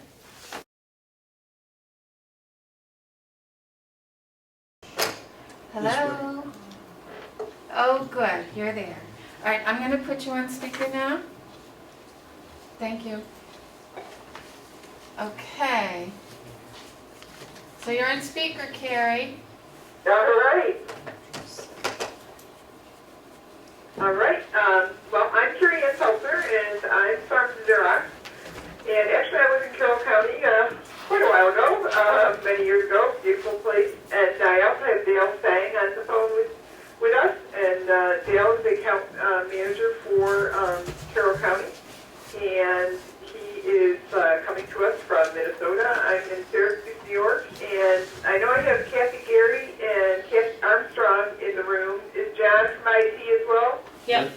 am. Great, and I know Commissioner Sorensen, did I hear that? Yes, I'm here. And who else is joining us today? Commissioner Babson, Commissioner Miller, and several others, like two, four, Okay, six, great. 7 or 8 others. Maybe you guys could come close to the phone maybe so that I could, or perhaps turn that up? We'll speak louder. Unfortunately, due to the size and layout of this room, that is not feasible. Oh, okay, great. Well, hopefully everybody's seeing my screen, and if you can everybody hear me okay? Perfect. Yes, we can hear you. And if you ever can't, I'm sure you'll say something. So hopefully you're seeing a screen that says Xerox, New Vision, GFS, and Paymate for Carroll County, right? Correct. Okay, good deal. All right. Well, what I'd like to do today is I'm just going to jump right into it and talk a little bit about kind of a brief overview of New Vision, which is our financial product suite for government. All right. It's 12 applications. It includes the financial systems that we refer to as GFS, as well as the payroll system, which we refer to as Paymate. We do have several other applications, but those are the primary applications that Carroll County is using and has been using for quite some time. These applications were developed specifically for government entities, and they've been enhanced over the years based on requests that we've received from those entities, as well as federally and state mandated changes that are required that relate to 1099, W-2s, and the like. The delivery methods, I just thought it was important to point this out, and Dale can certainly speak to this later if need be, if there's questions on it. But we have what I call the traditional clients, which would be Carroll County right now, where you have your standalone hardware, and you have a support agreement with Xerox. We also have what's called a total service agreement, where we supply the hardware. It's basically a leasing agreement for the hardware and software, and we also bundle that with networking support. In addition to that, we also have one of our newer models is what's called SaaS, or Software as a Service, and that is where we host the programs and your data on one of our servers in one of our data centers. We've been doing that for quite a number of years in the Syracuse, New York office, and we have clients that are very satisfied with that. We also have, and Dale might correct me on this, we have about 46 staff clients currently, so that's working out very well. Takes away some of the burden and the overhead of refreshing your hardware every 3 to 5 years. And it also helps the networking services and IT professionals at your site so they can focus on more of the connectivity issues and the desktop issues and those kinds of things. So if you wanted more information on that, I'm sure Dale can provide that. Some additional software and services that we do have available is we have content management. And again, Dale can help you with that. Content management, the basics of that is that if you, for example, were in GFS or AP and you wanted to attach an invoice that had been scanned, that's part of what we do with the content management module. We also have purchase order with departmental requisition, and we have a few others as well. Now, in speaking with the two Cathys before this presentation today, they made us aware that there were some concerns about some of the reporting options that were available. So I thought we would focus on the reporting options both in the financial system and in the payroll system. So is there anything else that is uppermost in anyone's mind that's in the room that they'd like to speak to as well? Yeah. Yeah. If you wanna know what it I'll is, take that as, I'll just go ahead with what I plan to do. certainly along the way, if there's any questions, just let me know. Commissioner All Babson right, has a question. So for the government financial system, Carrie? Carrie? we have over 60 standard reports. We have multiple download formats, so you can download any report that you generate on the system via PDF, Word, or Excel. And we did more recently, with our release at the end of 2014, we also have a newer way, a more streamlined way to bring reports down into Excel format, where we actually create the standard report on what we call the school file, and you can certainly download that in PDF, but we also actually create an Excel report from that data with the columnar headings and the fill. And I'm going to show you that here in just a few minutes. Okay, Carrie, Commissioner Babson had a question. Okay.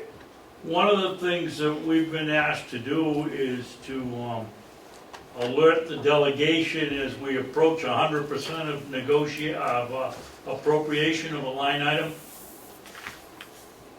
And we'd like to know if you have some kind in your package that somehow would let us know instead of 3 weeks after the fact, maybe 2 weeks before.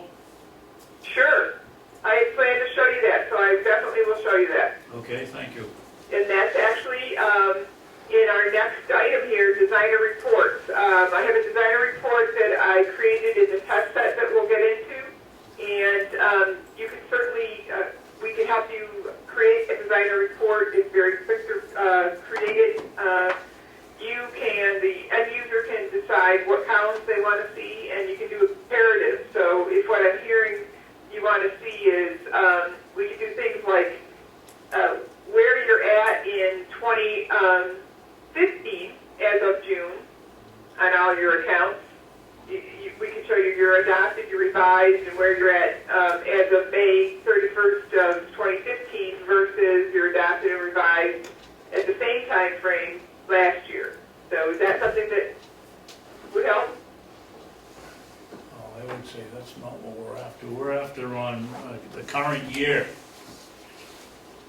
I'm sorry? I said, we're specifically interested in where we are on the current year.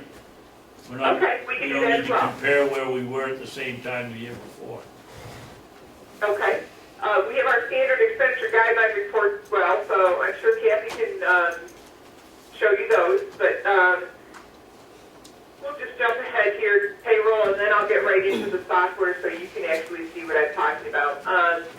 The reporting options in payroll, we have the multiple reporting options there as well. We have the New Hampshire state-specific reporting menu that includes your retirement report, and we have the federal reporting, which includes W-2, 941, the Affordable Care Act, and the EEOC requirements.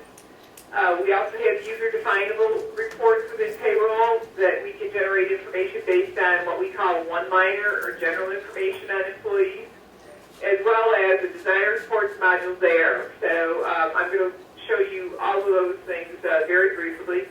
And also, too, the county is utilizing the Kronos Time Clock interface, which helps to streamline those activities as well. All right, and this is just a little bit about what our support services that we do provide. You have an active annual support agreement with us, so these are all included in that support agreement. We include the necessary enhancements related to federal and state mandated reporting requirements. That would include your 1099s, your W-2s, retirement, Affordable Care Act issues as well. And 800 support line assistance, where we have a guaranteed response time of an hour, but generally you hear right back from us probably within 15 minutes, if not immediately. So we have the ACS Gov Systems website, which contains our documentation and user tips, and we also include an annual release, one for payroll and one for GFS every year. We do have some other services available, and I believe Kathy took part in the annual year-end WebEx for W-2 processing, and we offer those periodically for 1099s and budgeting and those kinds of things. But if you need specific training, we could certainly come on site or create a tailor-made training due via WebEx. All right.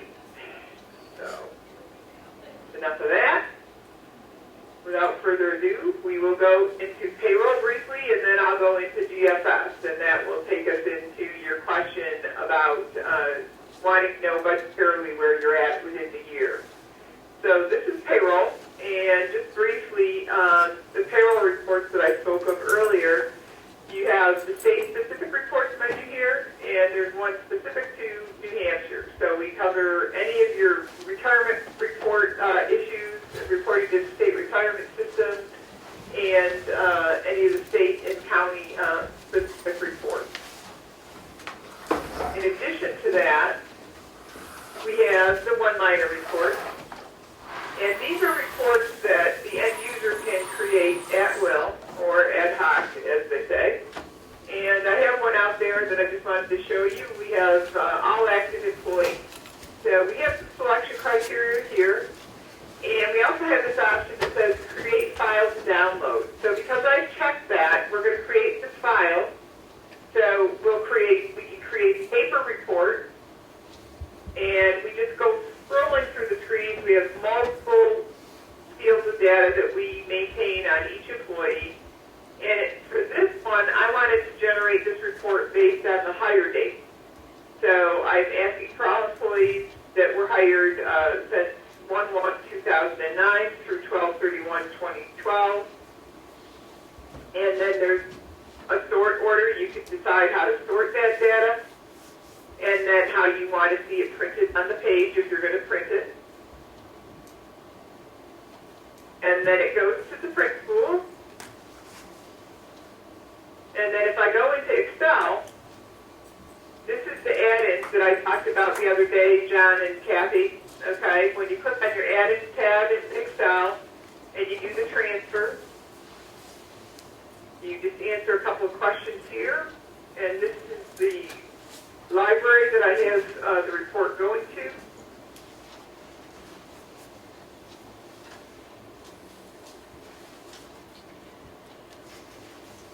Whoops, I made my first mistake. I wasn't up on cell 1 here. So, but basically, this is the information that I asked for. I just didn't move it up into the correct cell here, so I can certainly do that. And it will show up there. So it would normally show up over here, and these were just the fields of data that I had asked for. So employee name, the employer, the fund, the department, the job code, and so forth. But that gives you a sense of the power of the reporting capabilities that we do have on the system. The one-liner report allows the user to find the report and select the data they would like to see on the report. This is Commissioner Miller. Just a quick question. When you're using Excel, are you using it just as a reporting device? I mean, can we do maintenance in Excel and export it back into your system, or is it only one way? Within payroll, it's one way. Within GFS, we had an enhancement this year that involves budgeting, so I'm going to go into GFS now so I can answer that question. We use that one-liner report a lot for, HR, for the department heads. That's So this year, within our year-end review, we created a couple of new options. We have one that allows you to download. You have up to 6 work budgets that you can be working with every year. So that kind of shows you the progression from perhaps department request to finance approval to board approval, and finally to adopt it. That you're allowed 6 work budgets. So this year, what's new is most folks in previous years just went into regular work budget data entry, and they did all the data entry in answer to your questions within the Xerox system. Okay. This most recent upgrade, what we did is we allow you now to, you can specify a fund and account. So in other words, if you were going to send information to your department heads.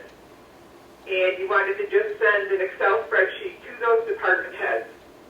And then they fill out the Excel sheet, and they either email to the budget director that Excel spreadsheet, and then the budget director uploads it directly back into the system. So it saves a lot of time. And what you can do here is you can decide which work budget you're going to send this information, which work budget you want to see on the sheet, and the base year that you want to use. The other nice thing is you can choose up to 7 years of actual previous history, so that you can use that for comparison purposes. And if you want to include deleted accounts, you can check this box, but most people don't want to include the deleted accounts. So I'm going to go ahead and hit enter here. All right, and it prompts me the very first time I do this for our password.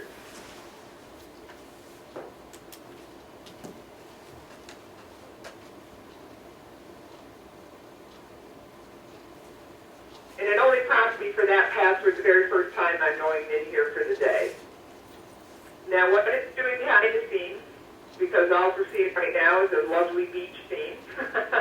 Behind the scenes, it is generating an actual Excel spreadsheet.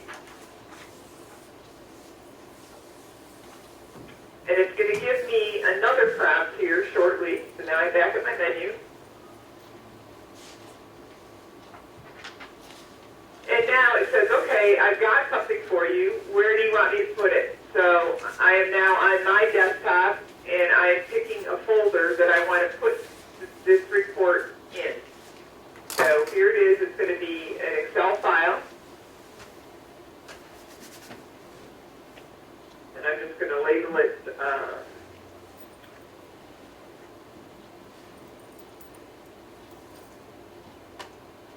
okay. I'm going to click OK.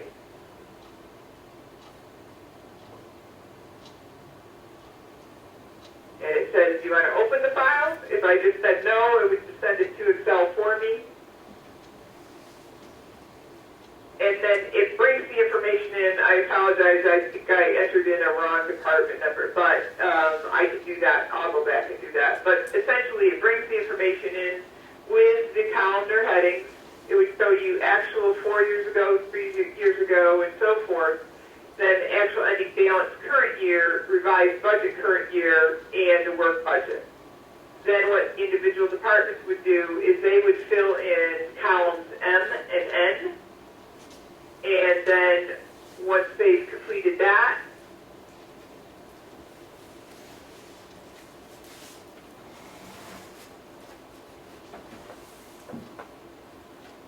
then they can go back into this option here and take the upload work budget from Excel.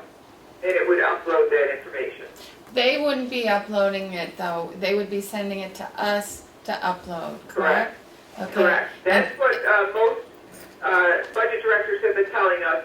What they would like to do is just send each individual department head their particular data, have them enter in the information, and the other nice thing about that download is, let me just try it one more time for you. I think I keyed in a wrong number. Apologize for that.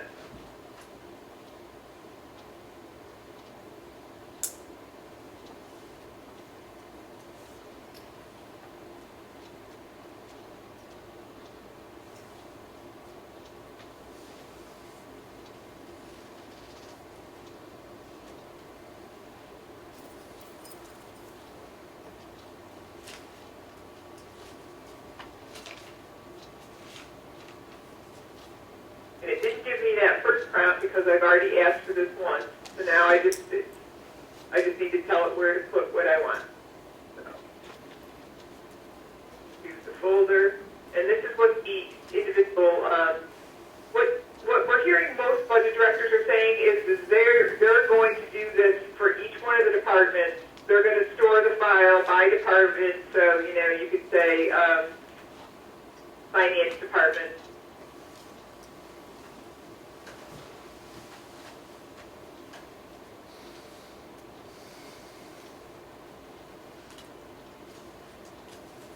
Store that.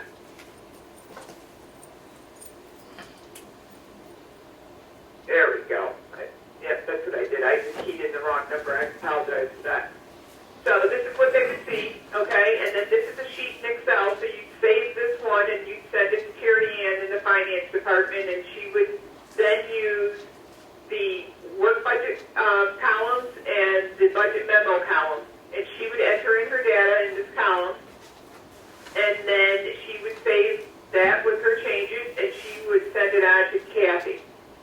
And Kathy would look at that, and once she had all the departments, she would then determine when she was going to upload it into the system. Can, So, What let most me of ask, our budget directors are telling us that that's kind of the business process flow they're going to have with it. so let me ask, That answers your... well, let me ask a different way now. These people that are using the Excel option, are they running exclusively on Excel, or are they maintaining two databases, one in ACS and one in Excel? No, not two databases.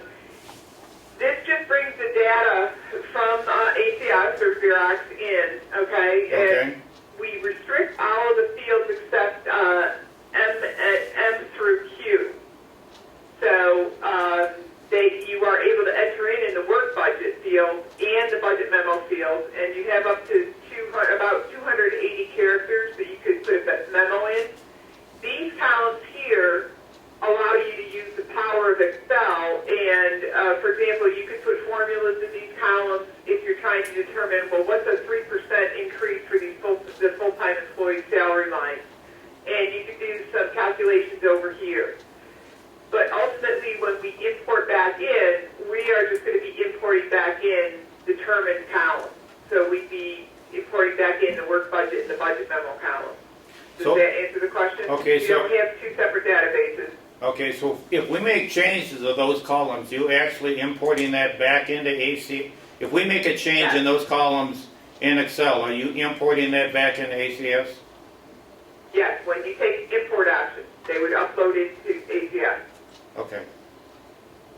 and there's an audit trail on that, is that correct? Yes, logging file. Logging file, and also, you can work with one department at a time, you don't have to do everyone at once, correct? Correct, correct. Because some departments make more changes than others when they're doing their budget, so, okay.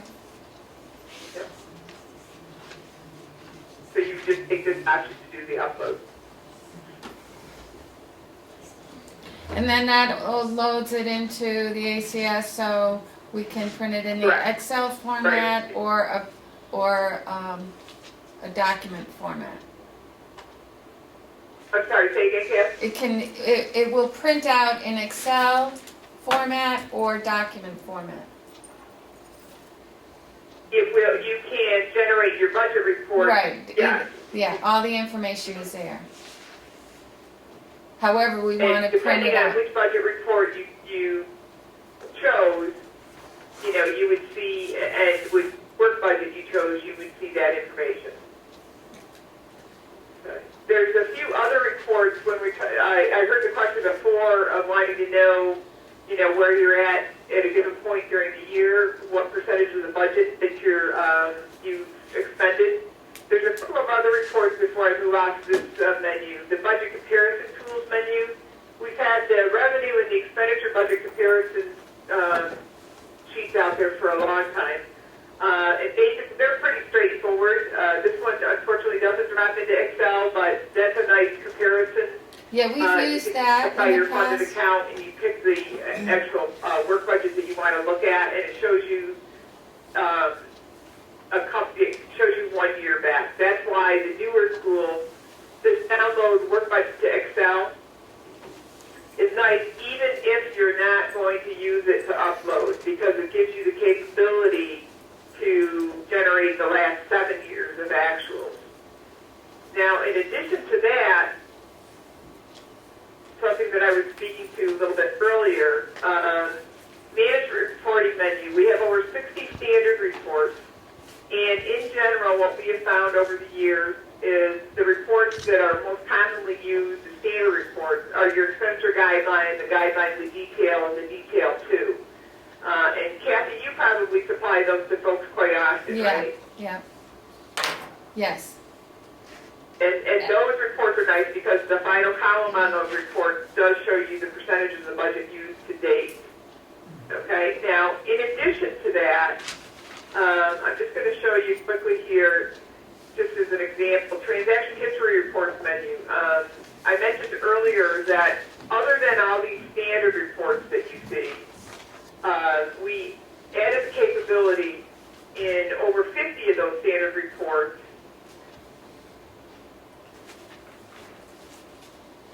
to download to Excel as well. So oftentimes people are asked for information, whether it's a freedom of information request or something of that nature. And so this is a nice way to send it out in Excel format. You could send it in PDF for Word if you'd like, but now we have this option here, create Excel file and download.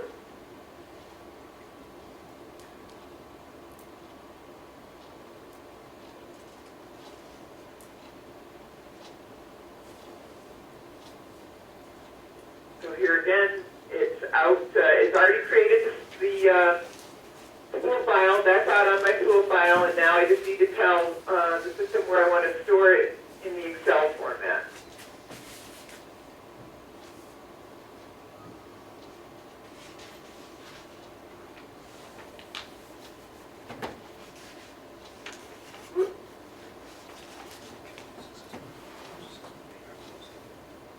You can't.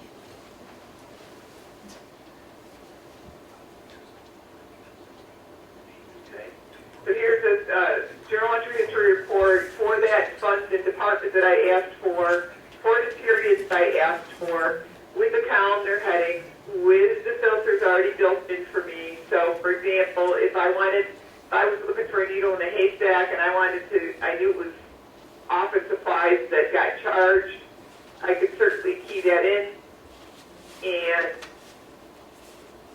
then filter out all of the transactions there. So on our system, the source code JEID means the D is a disbursement and the R is a receipt here. So this allows you to do some filtering and some sorting, and if you're looking for a needle in the haystack, you knew it was office supplies, and you could, sort on any of the, the vendor name, you could sort on anything that you'd like.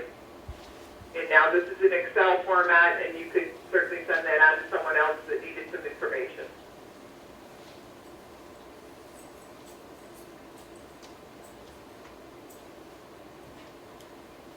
Okay. Now, the other thing that I wanted to show you to address the question that you had about wanting to know where you were at a given point in the year. We have another option, and it's called Designer Reports. Okay, and these are user definable, and once the user defines them, then they become a report that you can generate off of a standard menu. So, just briefly, I'm going to go into where we define it. So the first time that you create it, you have to define it. So I defined the report in set 3 in my sample set. I gave it a title, and as of date defaults to the as of date that the system thinks it's in, and what I mean by that is the text file set that I have here is the as of date is 2014, so that's why that's showing there. But you can change that at will when you go to generate the report. I've defined the number of columns I wanted to see. I said I wanted 6, and that I wanted to see dollars and cents, and that I just want my expenditure ledger, and I just want my general fund 101, okay? By using a role model of *C/Z, that's going to allow me to bring in any account within my chart of accounts that adheres to the parameters that I have here, okay? So Ledger 3, General Fund, gives me all those accounts, okay? And when I hit enter, I have all of these data fields that I can choose to create my report. So for this report, I'm saying give me adopted and revised, actual, adopted and revised, and actual. And then when I hit enter, I'm telling it what years of actual and what years of adopted and revised I want to see. So in this case, I said, show me through 2013 for June, and then again show me 2014 for the same time period. All right, and I could put some labels up here and that kind of thing, but it's that quick to generate, to create a report that is now stored, and I can use that report at will. So now if I want to run the report, I choose the run option.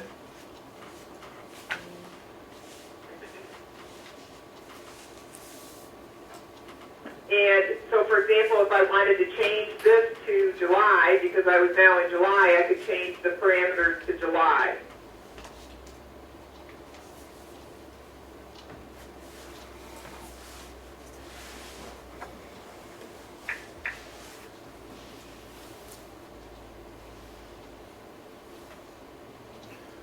This is Commissioner Miller again. Let's say that, Generating in the background. okay? Can you hear me?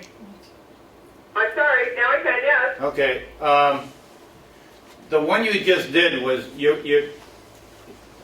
selecting that on a date from the looks of things. How about if I wanted to go into a budget report and select everything that was in, the actual was within 95% of the budget, or I wanted to select everything that was a dollar amount, like $1,000 over the budget line. How can I use this report to set up those parameters? Well, on that one, I'd have to think a little bit on that one. This is what you would get out of what I just did. Okay, You could delete whatever columns you don't want on this. You could certainly do some sorting here if you wanted to do. This one is showing me adopted and revised for 2013 and through June 13th, the actual, and then the adopted and revised for 2014, and then the actual through 2014. So You could certainly do some formulas off to the right-hand side if you'd like as well. Carrie Ann, let's say we have this created, it has the percentage off to the right, and in Excel we sort by percentage. And it would sort it, numerically, like the highest to the lowest or the lowest to the highest. Correct. Absolutely. That would help. so what you're saying is we Commissioner put the formula in on the variable columns there and we do our own testing and then sort the results? Yep, you can do that, yes. Okay. If we did that, then we would need to re-enter those formulas every time we did an export to the spreadsheet. No, once it's on a spreadsheet, you can just sort it. But Sort if you that wanted to- column, and it would move it. But then the following month, you'd want updated numbers exported out of You these. just run it again, you create this template basically, and when you run it with the revised dates, it's gonna come up with the revised current percentages, and then you go back in and sort it again.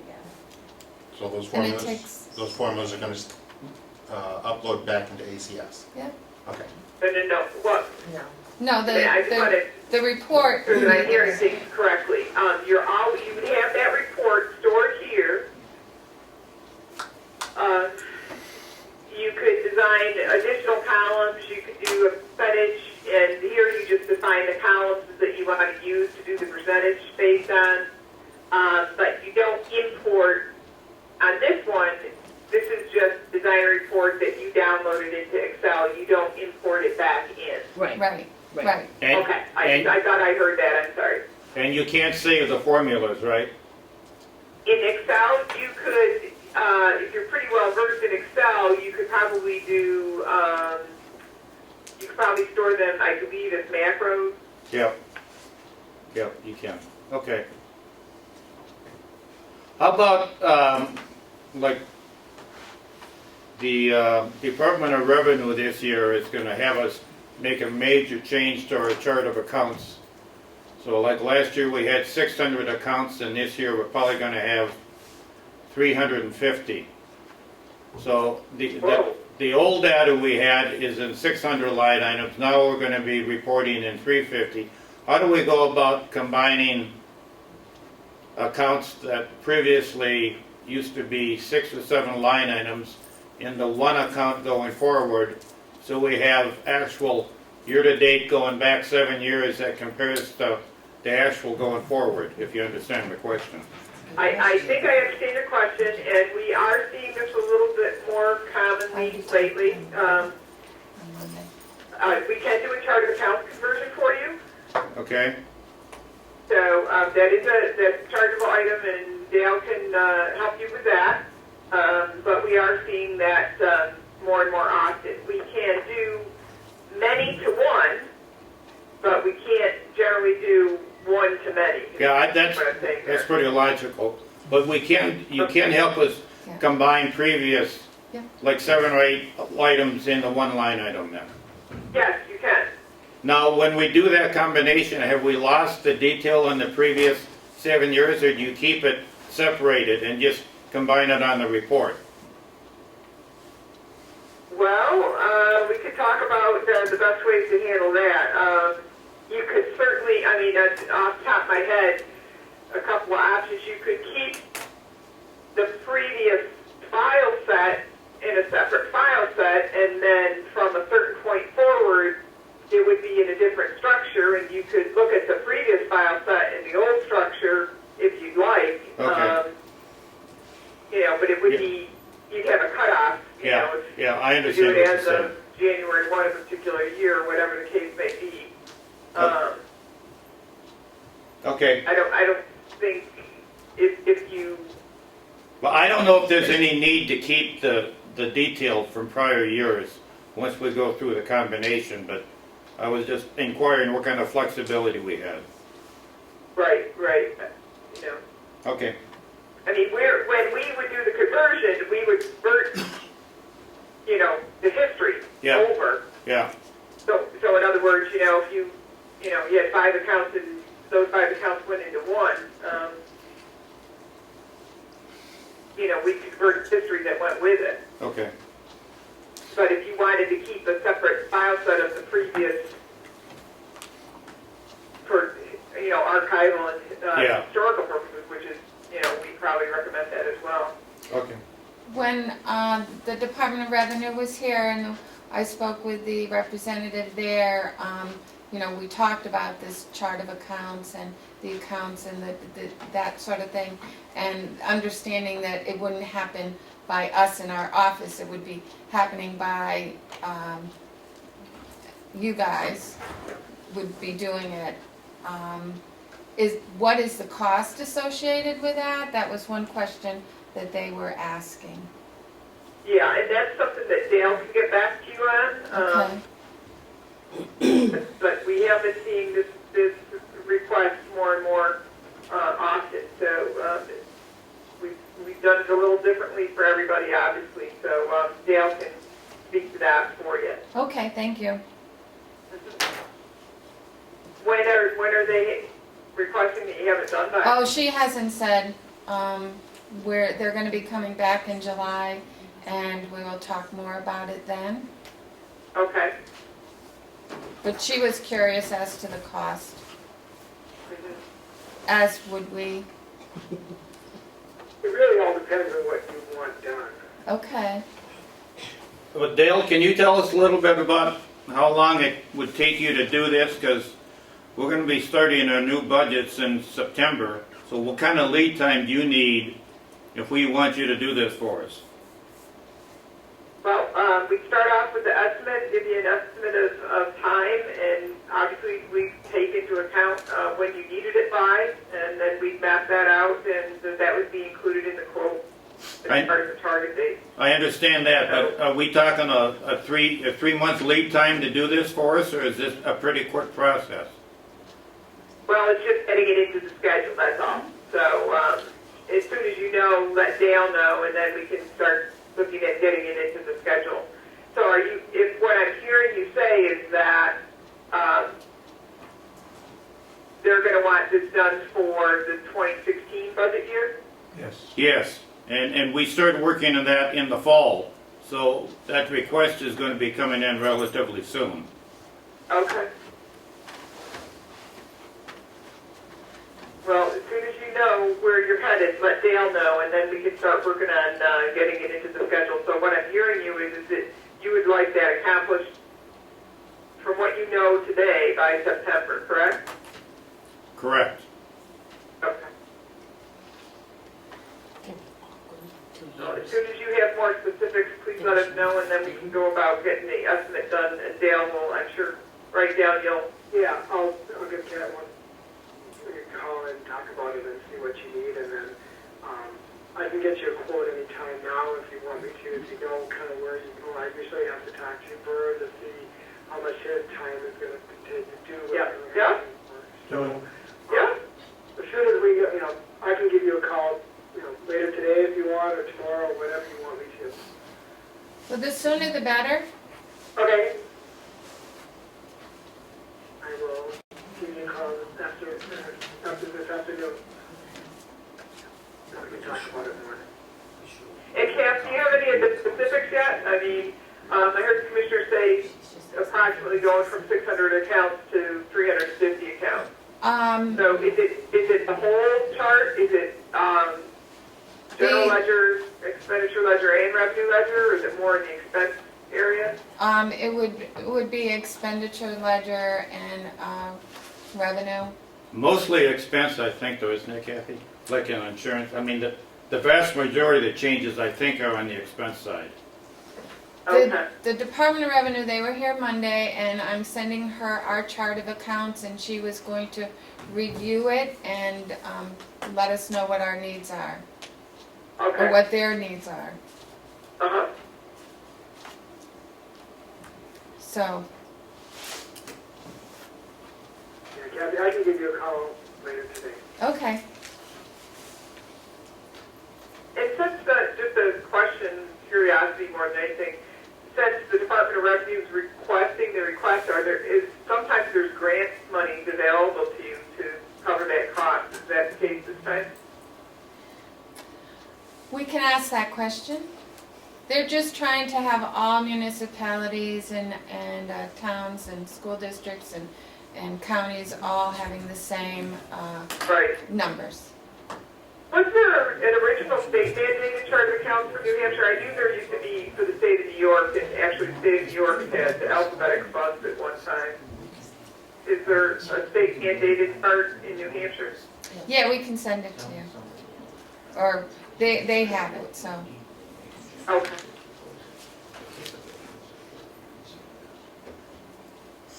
Okay. Do I have any other questions? Danny? Anybody? Well, if anything comes up and you do have a question, feel free to, email myself and Dale, and one of the two of us will, whoever's the best one to get back to you, will certainly get back to you. And I know Dale and Kathy will be chatting about the chart accounts conversion, and I hope what we were able to go through today was helpful to show you some of the newer aspects of the applications. And we certainly treasure the fact that you've been a long-term client for us and over the years. So we hope to continue to be so. Can I ask a couple more questions? Yeah, sure. This is just for my own edification. What kind of market share do you guys have on software for towns and cities and counties like this? Are you growing? Are you stable? Are you declining? What's your business outlook like?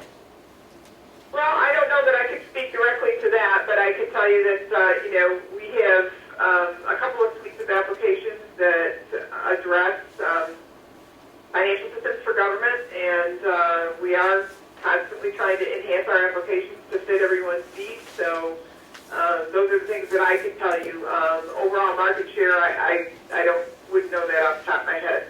Who's your biggest competitor? There's quite a few in this space, depending on, size of the entity and those kinds of things. There's a lot of smaller regional players as well, and, there's some very good competitors out there. Is your business primarily towns and counties, or are you doing major cities too, or what's your... We're at all levels. Okay. We do small, mid-sized governments for the most part. The largest account that we had on this product line was about 300,000 population. A County in Pennsylvania, and but we also service villages down to the village level in the state of New York. We have some villages, and so we go anywhere from a 2 to 5 user account on up to, I have some that have about 180 users. We've had what we call our PSP accounts, predominantly in the state of New York, for over about 20 years now, that have been hosted by us, and some of them do have about 180 defined users. Now, not all those users have, all capabilities. Obviously, some of those have, just inquiry and management reports and that kind of thing. So, that's about the size that I've been involved in my tenure with the company. So anywhere from a 2 to 5 person office to, up to 180 defined users. That was a pretty large install, about 4,000 employees, and all departments were utilizing our purchase requisition module and that kind of thing. The City of Syracuse has been a long-term client of ours here on the PSP model as well. Is your customer base pretty stable? Can you tell us that? Pretty stable. Okay, gaining or losing, or don't you want to tell us? We're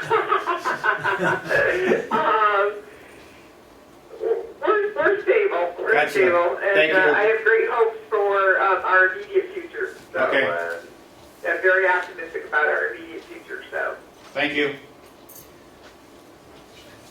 Yeah, we have a question here. I have a question. Superintendent Henry, if on your program, is there a way to set up for, like, say, different department heads to have limited access to the program? Say if I wanted to see my own budget, no access to... Absolutely. Okay, yeah, but Yeah. can't change anything, but I can actually look at it. Yeah. Just quickly, I'll take you into generally what we say is, and generally what we find actually is users say, oh, I don't want to be able to change anything, I just want to be able to look. So oftentimes we recommend inquiry and management reporting. Through inquiry and management reporting, a user cannot change data. If they choose different dates, they might see different data, but they're not actually changing data, and many of them don't really want to, that capability, like I'm saying, but this is one of the most common options that we see folks give in general. So, for example, expenditure, inquiry, I'm going to look at an expenditure line, I'm going to look at the account summary detail as of, and I'm just going to put 12.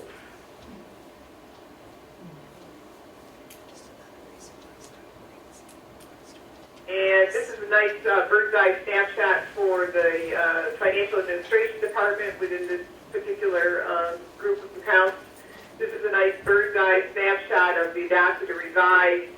Anything in this area is what we call a memo, so something that's in process. So this means that some accounts payable have been entered, they haven't been physically posted. So this dollar figure is not in these columns.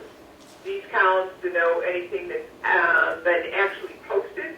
And then it's a nice bird's eye view, because if you go all the way down on this side, you see the current year amount that's been posted. Obviously that matches this amount. But it also includes the stuff that's processed, and it shows you the remaining and the percent. So right there, and this is by department level. If you want to drill down and go to, find out the actual details, you can do that. The other thing you can do on this screen, this is an inquiry screen, you can click on the Excel, and we generate both a calendar chart as well as a pie chart and a data sheet. And then you could download this if you wanted to do and do some manipulations. This one does not upload back in. But the pie chart, as they always say, a picture's worth 1,000 words. Sometimes that's helpful to folks. So this is just for that particular account.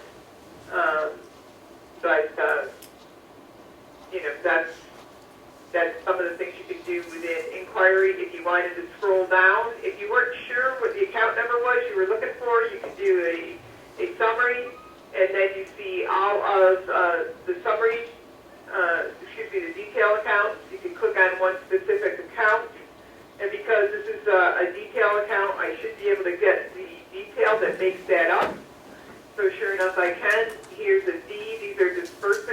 transactions. Here's an R for a receipt transaction.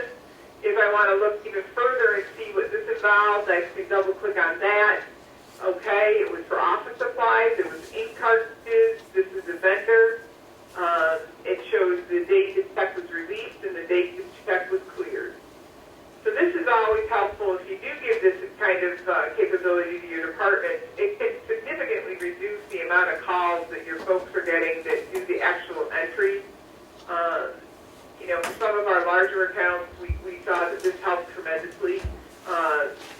You know, sometimes department folks aren't that familiar with looking for their own data, but, you know, we could certainly do some training either on-site or via WebEx for your department level folks and help them to become acclimated to looking for their own information. And that way it would cut down on the amount of calls that your folks would get in the finance department so that they could be freed up to do their jobs during the day. We have multiple other inquiries available, but in general, what we recommend is for your department level folks, give them the inquiry menu. We have other options as well by vendor and those kinds of things. So if a department person gets called and, you know, Office Max wants to know where their check is, they can certainly go into an inquiry menu and do a search on that vendor and get their own information rather than picking up the phone and calling somebody. So Our problem here is, generally, recommend inquiry and management reporting. our problem here is that You might want to restrict on management reporting, you know, your cash trial balances, those kinds of things. But in general, we recommend you can give them the history report menu again so that they can see payments by vendor and what have you. one of our issues is though that a couple of our buildings aren't linked to this building. We have no capability of talking over here, so unless it was web-based, I guess this wouldn't work for some of us.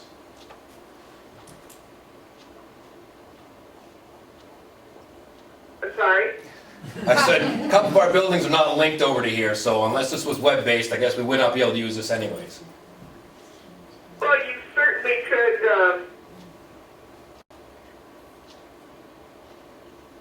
they're not, they don't have remote access at all? You can't, John, help me out with that. No, we have, we don't have standardized remote access over to this building. We do not have a term server, and quite frankly, my opinion is that that money would be better spent on creating a true network between all our facilities, rather than spending a fair amount of money on a temporary solution. Well, the other thing you could do, and what some folks have done, is they have some public, what they call public terminals available, and folks can utilize those as well. They would be they'd have to be in our building, correct? Is that what Unless you know, pushed it out to provide remote access. Well, that's a discussion for our IT committee here. Okay. We'll help in any way we can. Obviously, we have accounts that have multiple buildings. You know, some of our fairly large counties obviously have several buildings miles apart, so we've done that in the past. Helps them with that. We've got an outstanding network services crew as well, so certainly we can help with that. I'm sure John's very, very knowledgeable in those areas, so.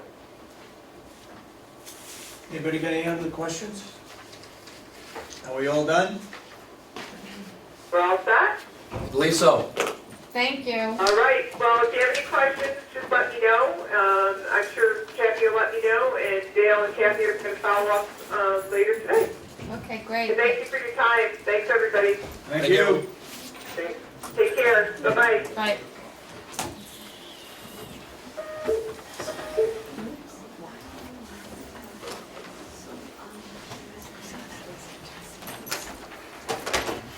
Yeah, if you guys have access, and if the vendors want to pay a bill, Yeah, or just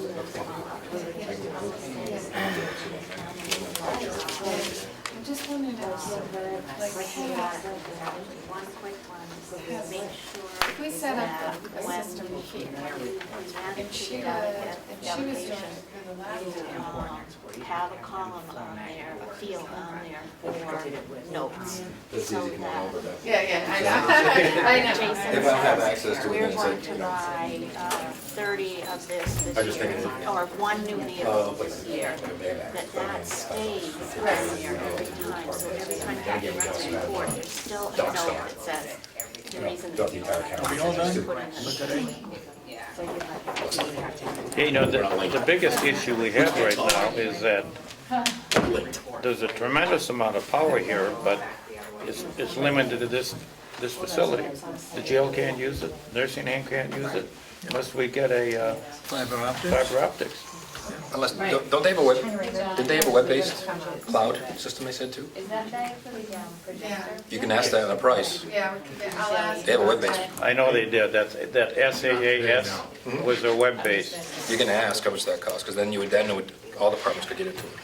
yeah. I don't know how much more it would cost, but it's an option. Yeah, I saw that as an option.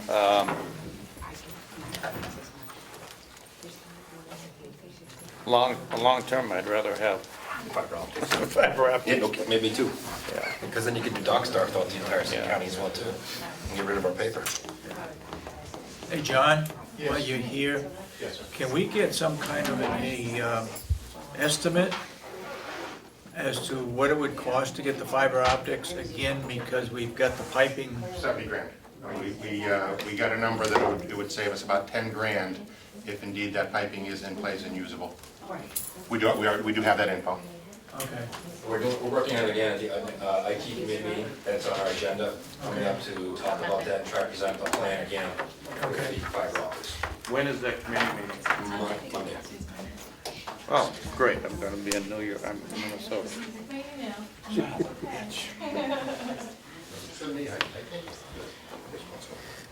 If there's anything Okay, out there. we got anything else to discuss today? Yes. Yes, we do. We gotta go into non-public. Yeah.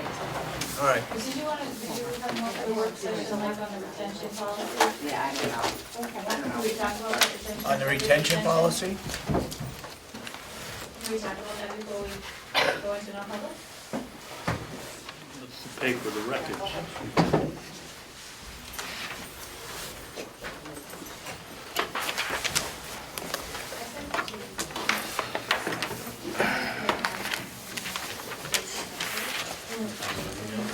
Thank you for asking me. This is reference. I tell you, we've got access going into Excel, but it's not that seamless. Man, she's clicking that mouse all over that sheet to get from one to the other. I'm sure once you learn how to do it, it's okay. It wasn't very seamless. No. Yeah, mine too. Okay, we're back in general session here. Lynette, we wanna go into non-public? No, she I wanted just to, had a question, I know you started to talk a little bit about, the record retention policy, Yep. and I didn't know if we are ready, are you ready to, move forward with that policy? Because I think, Commissioner Miller would like to have to get together to have our meeting so we can start on that. I had one change that I came up with, Yeah. and that's the members of the committee. We need the sheriff on there. They serve writs and they serve, and they, There's a whole part of the policy that has the law enforcement piece of it. Exactly. And he would follow that. but he's also back here. We should have somebody from his organization on the committee, is all I'm saying, Okay. okay? We have to add that to the committee members. So if we add that, Yeah. Yes. will be, Then I'm fine with it, yeah. so do you want to vote with that change so that we can get a meeting together and start the process of looking at our retention? That works for me. Yeah, So for the meeting members, okay, so just for the committee the members. sheriff or his designee. I hear a motion to accept the Carroll County Records Retention Policy. Second. Guess I made the motion. Any further discussion? If not, all those in support of the motion to accept this as a policy, record retention policy, say aye. Aye. Aye, and so voted. You got it. Great, so that we can get together, have a committee meeting, get everybody so that we can start The doing. first thing we want to do is find out the volume Right, of data that we have to dispose of, and then I want to get an estimate on what it's going to cost to yeah, dispose of this. start doing it, absolutely. This is great. Thank you. All right, so we don't have to go into non-public? Yes. We do. Yes. Okay. Is there anything else before we go into non-public? Jason? No, mine's not public too, mine's under safety. Okay. Can you talk about the, You know what? yes. I'll go public. Melissa, we just accept this for the Okay. minutes? Okay. Sorensen motion. With one change, we're adding the sheriff to the list, and then we accepted You the get, record retention you policy. get other items other than non-public? Yeah, just one thing. Go ahead. I told you last week I report back, referenced the Veterans Conference that I went to on Friday down in Yeah. Concord. Yeah. It was very, very good. All players from around the state that deal with veterans, including jails, Veterans Association, veterans, every group you can think of deals with veterans were there. They're really trying to work on more veterans courts. There's a couple in the state right now. They call it veterans tracking. You know, they still do, if they did a crime, you still got to deal with the crime, but then on veteran tracking, there's other programs to get them in. Specific things that deal with veterans because of post-traumatic stress, things that they've gone through, and just in general, the way military people act. The courts they have found that have set up separate veterans courts work very well because when they come in, instead of, it's a different dynamic. When they come in, they don't come in jeans and a t-shirt. They come in very well dressed. It's yes ma'am, no ma'am, yes sir, no sir. They're totally different in mindset, and it's working very well and very, very successful. So that was good. Made some connections with a gentleman who's putting, because the North Country has no veterans courts. Us, COAS, we're just very small. There's a gentleman up in COAS who's working on getting a veterans track on a smaller scale. And I have his contact information. We're going to hook up and see what we can do around this area to try to work with the veterans. We identify them now when they come in as it is. We do try to call to get them assistance in either the VA or there's other programs out there. So it was good. It was put on by Merrimack County and some of the other stakeholders. But it was good. Good. Thank you for reporting on that. You got anything else? No. Okay. Anything else we need to talk about before we go into non-public? If not, There were some items, I just wanted to ask about you don't have an action list today either because of my computer issue, but I had sent you this last week. Under the website, you had talked about having the management letters and all the 2012 audit stuff uploaded to the website, but I didn't see it on there yet. Do you know? okay. And then you'd also, the scope of work that you signed with DRA, having that put on the website, so people could read it if they Okay. want to know. And we heard today that DRA's been in contact with various departments, Yeah, so it's already people may started. want to know what's Yep. exactly going on. So, I think that was it. Just wanted to ask about the I mean by website. upload all documents related to the 2012 audit. So that was, there's nothing on the 2012 audit on the website yet? We haven't got the final, You still, okay. Alright. 2012, we haven't got? I haven't got the final, hasn't come in and Because you had the draft one, right? We got the And if draft. you paid the bill, you're supposed to get the real one? Yeah. Oh, And it's interesting that the document that I signed was dated in April, and we got it in June from Bulio. okay. That was the only thing, just the website, I guess. Okay, then, we need to make a motion to go in non-public. I'll make a motion, we go into non-public session, under 91A, period 3, paragraph 2, parentheses C. Matters which, if discussed in public, would likely affect adversely the reputation of any person other than a member of the body or agency itself, unless such person requests an open meeting. And we also, if you could also go in under A, and I'm not sure if safety and security is under, that's E or it's. I think it's under E. So we're going under, also added in that is A and D. I think it's E. I think it's E? E, yeah. I don't know which Yeah. one's safety. A and E. So we're gonna be under, in paragraph A, C, and E, those three? Yes. Yes. Okay. Well, how about G? Consideration of security-related issues bearing on the immediate safety of Yes. security personnel or inmates at the county correctional facility? Right. Isn't that the one we want? Yes, it is. That's the one. Okay, so we want, Which one am I dropping out? E. E, getting rid of E and making it G. we want C and we want G. And A. And A. And A. A, C. A, C, and G. Yeah. Thank you. Okay. Roll call? Commissioner Miller, yes. Commissioner Sorensen? Yes. Commissioner Babson? Yes. Okay, we're non-public for A, C, and G.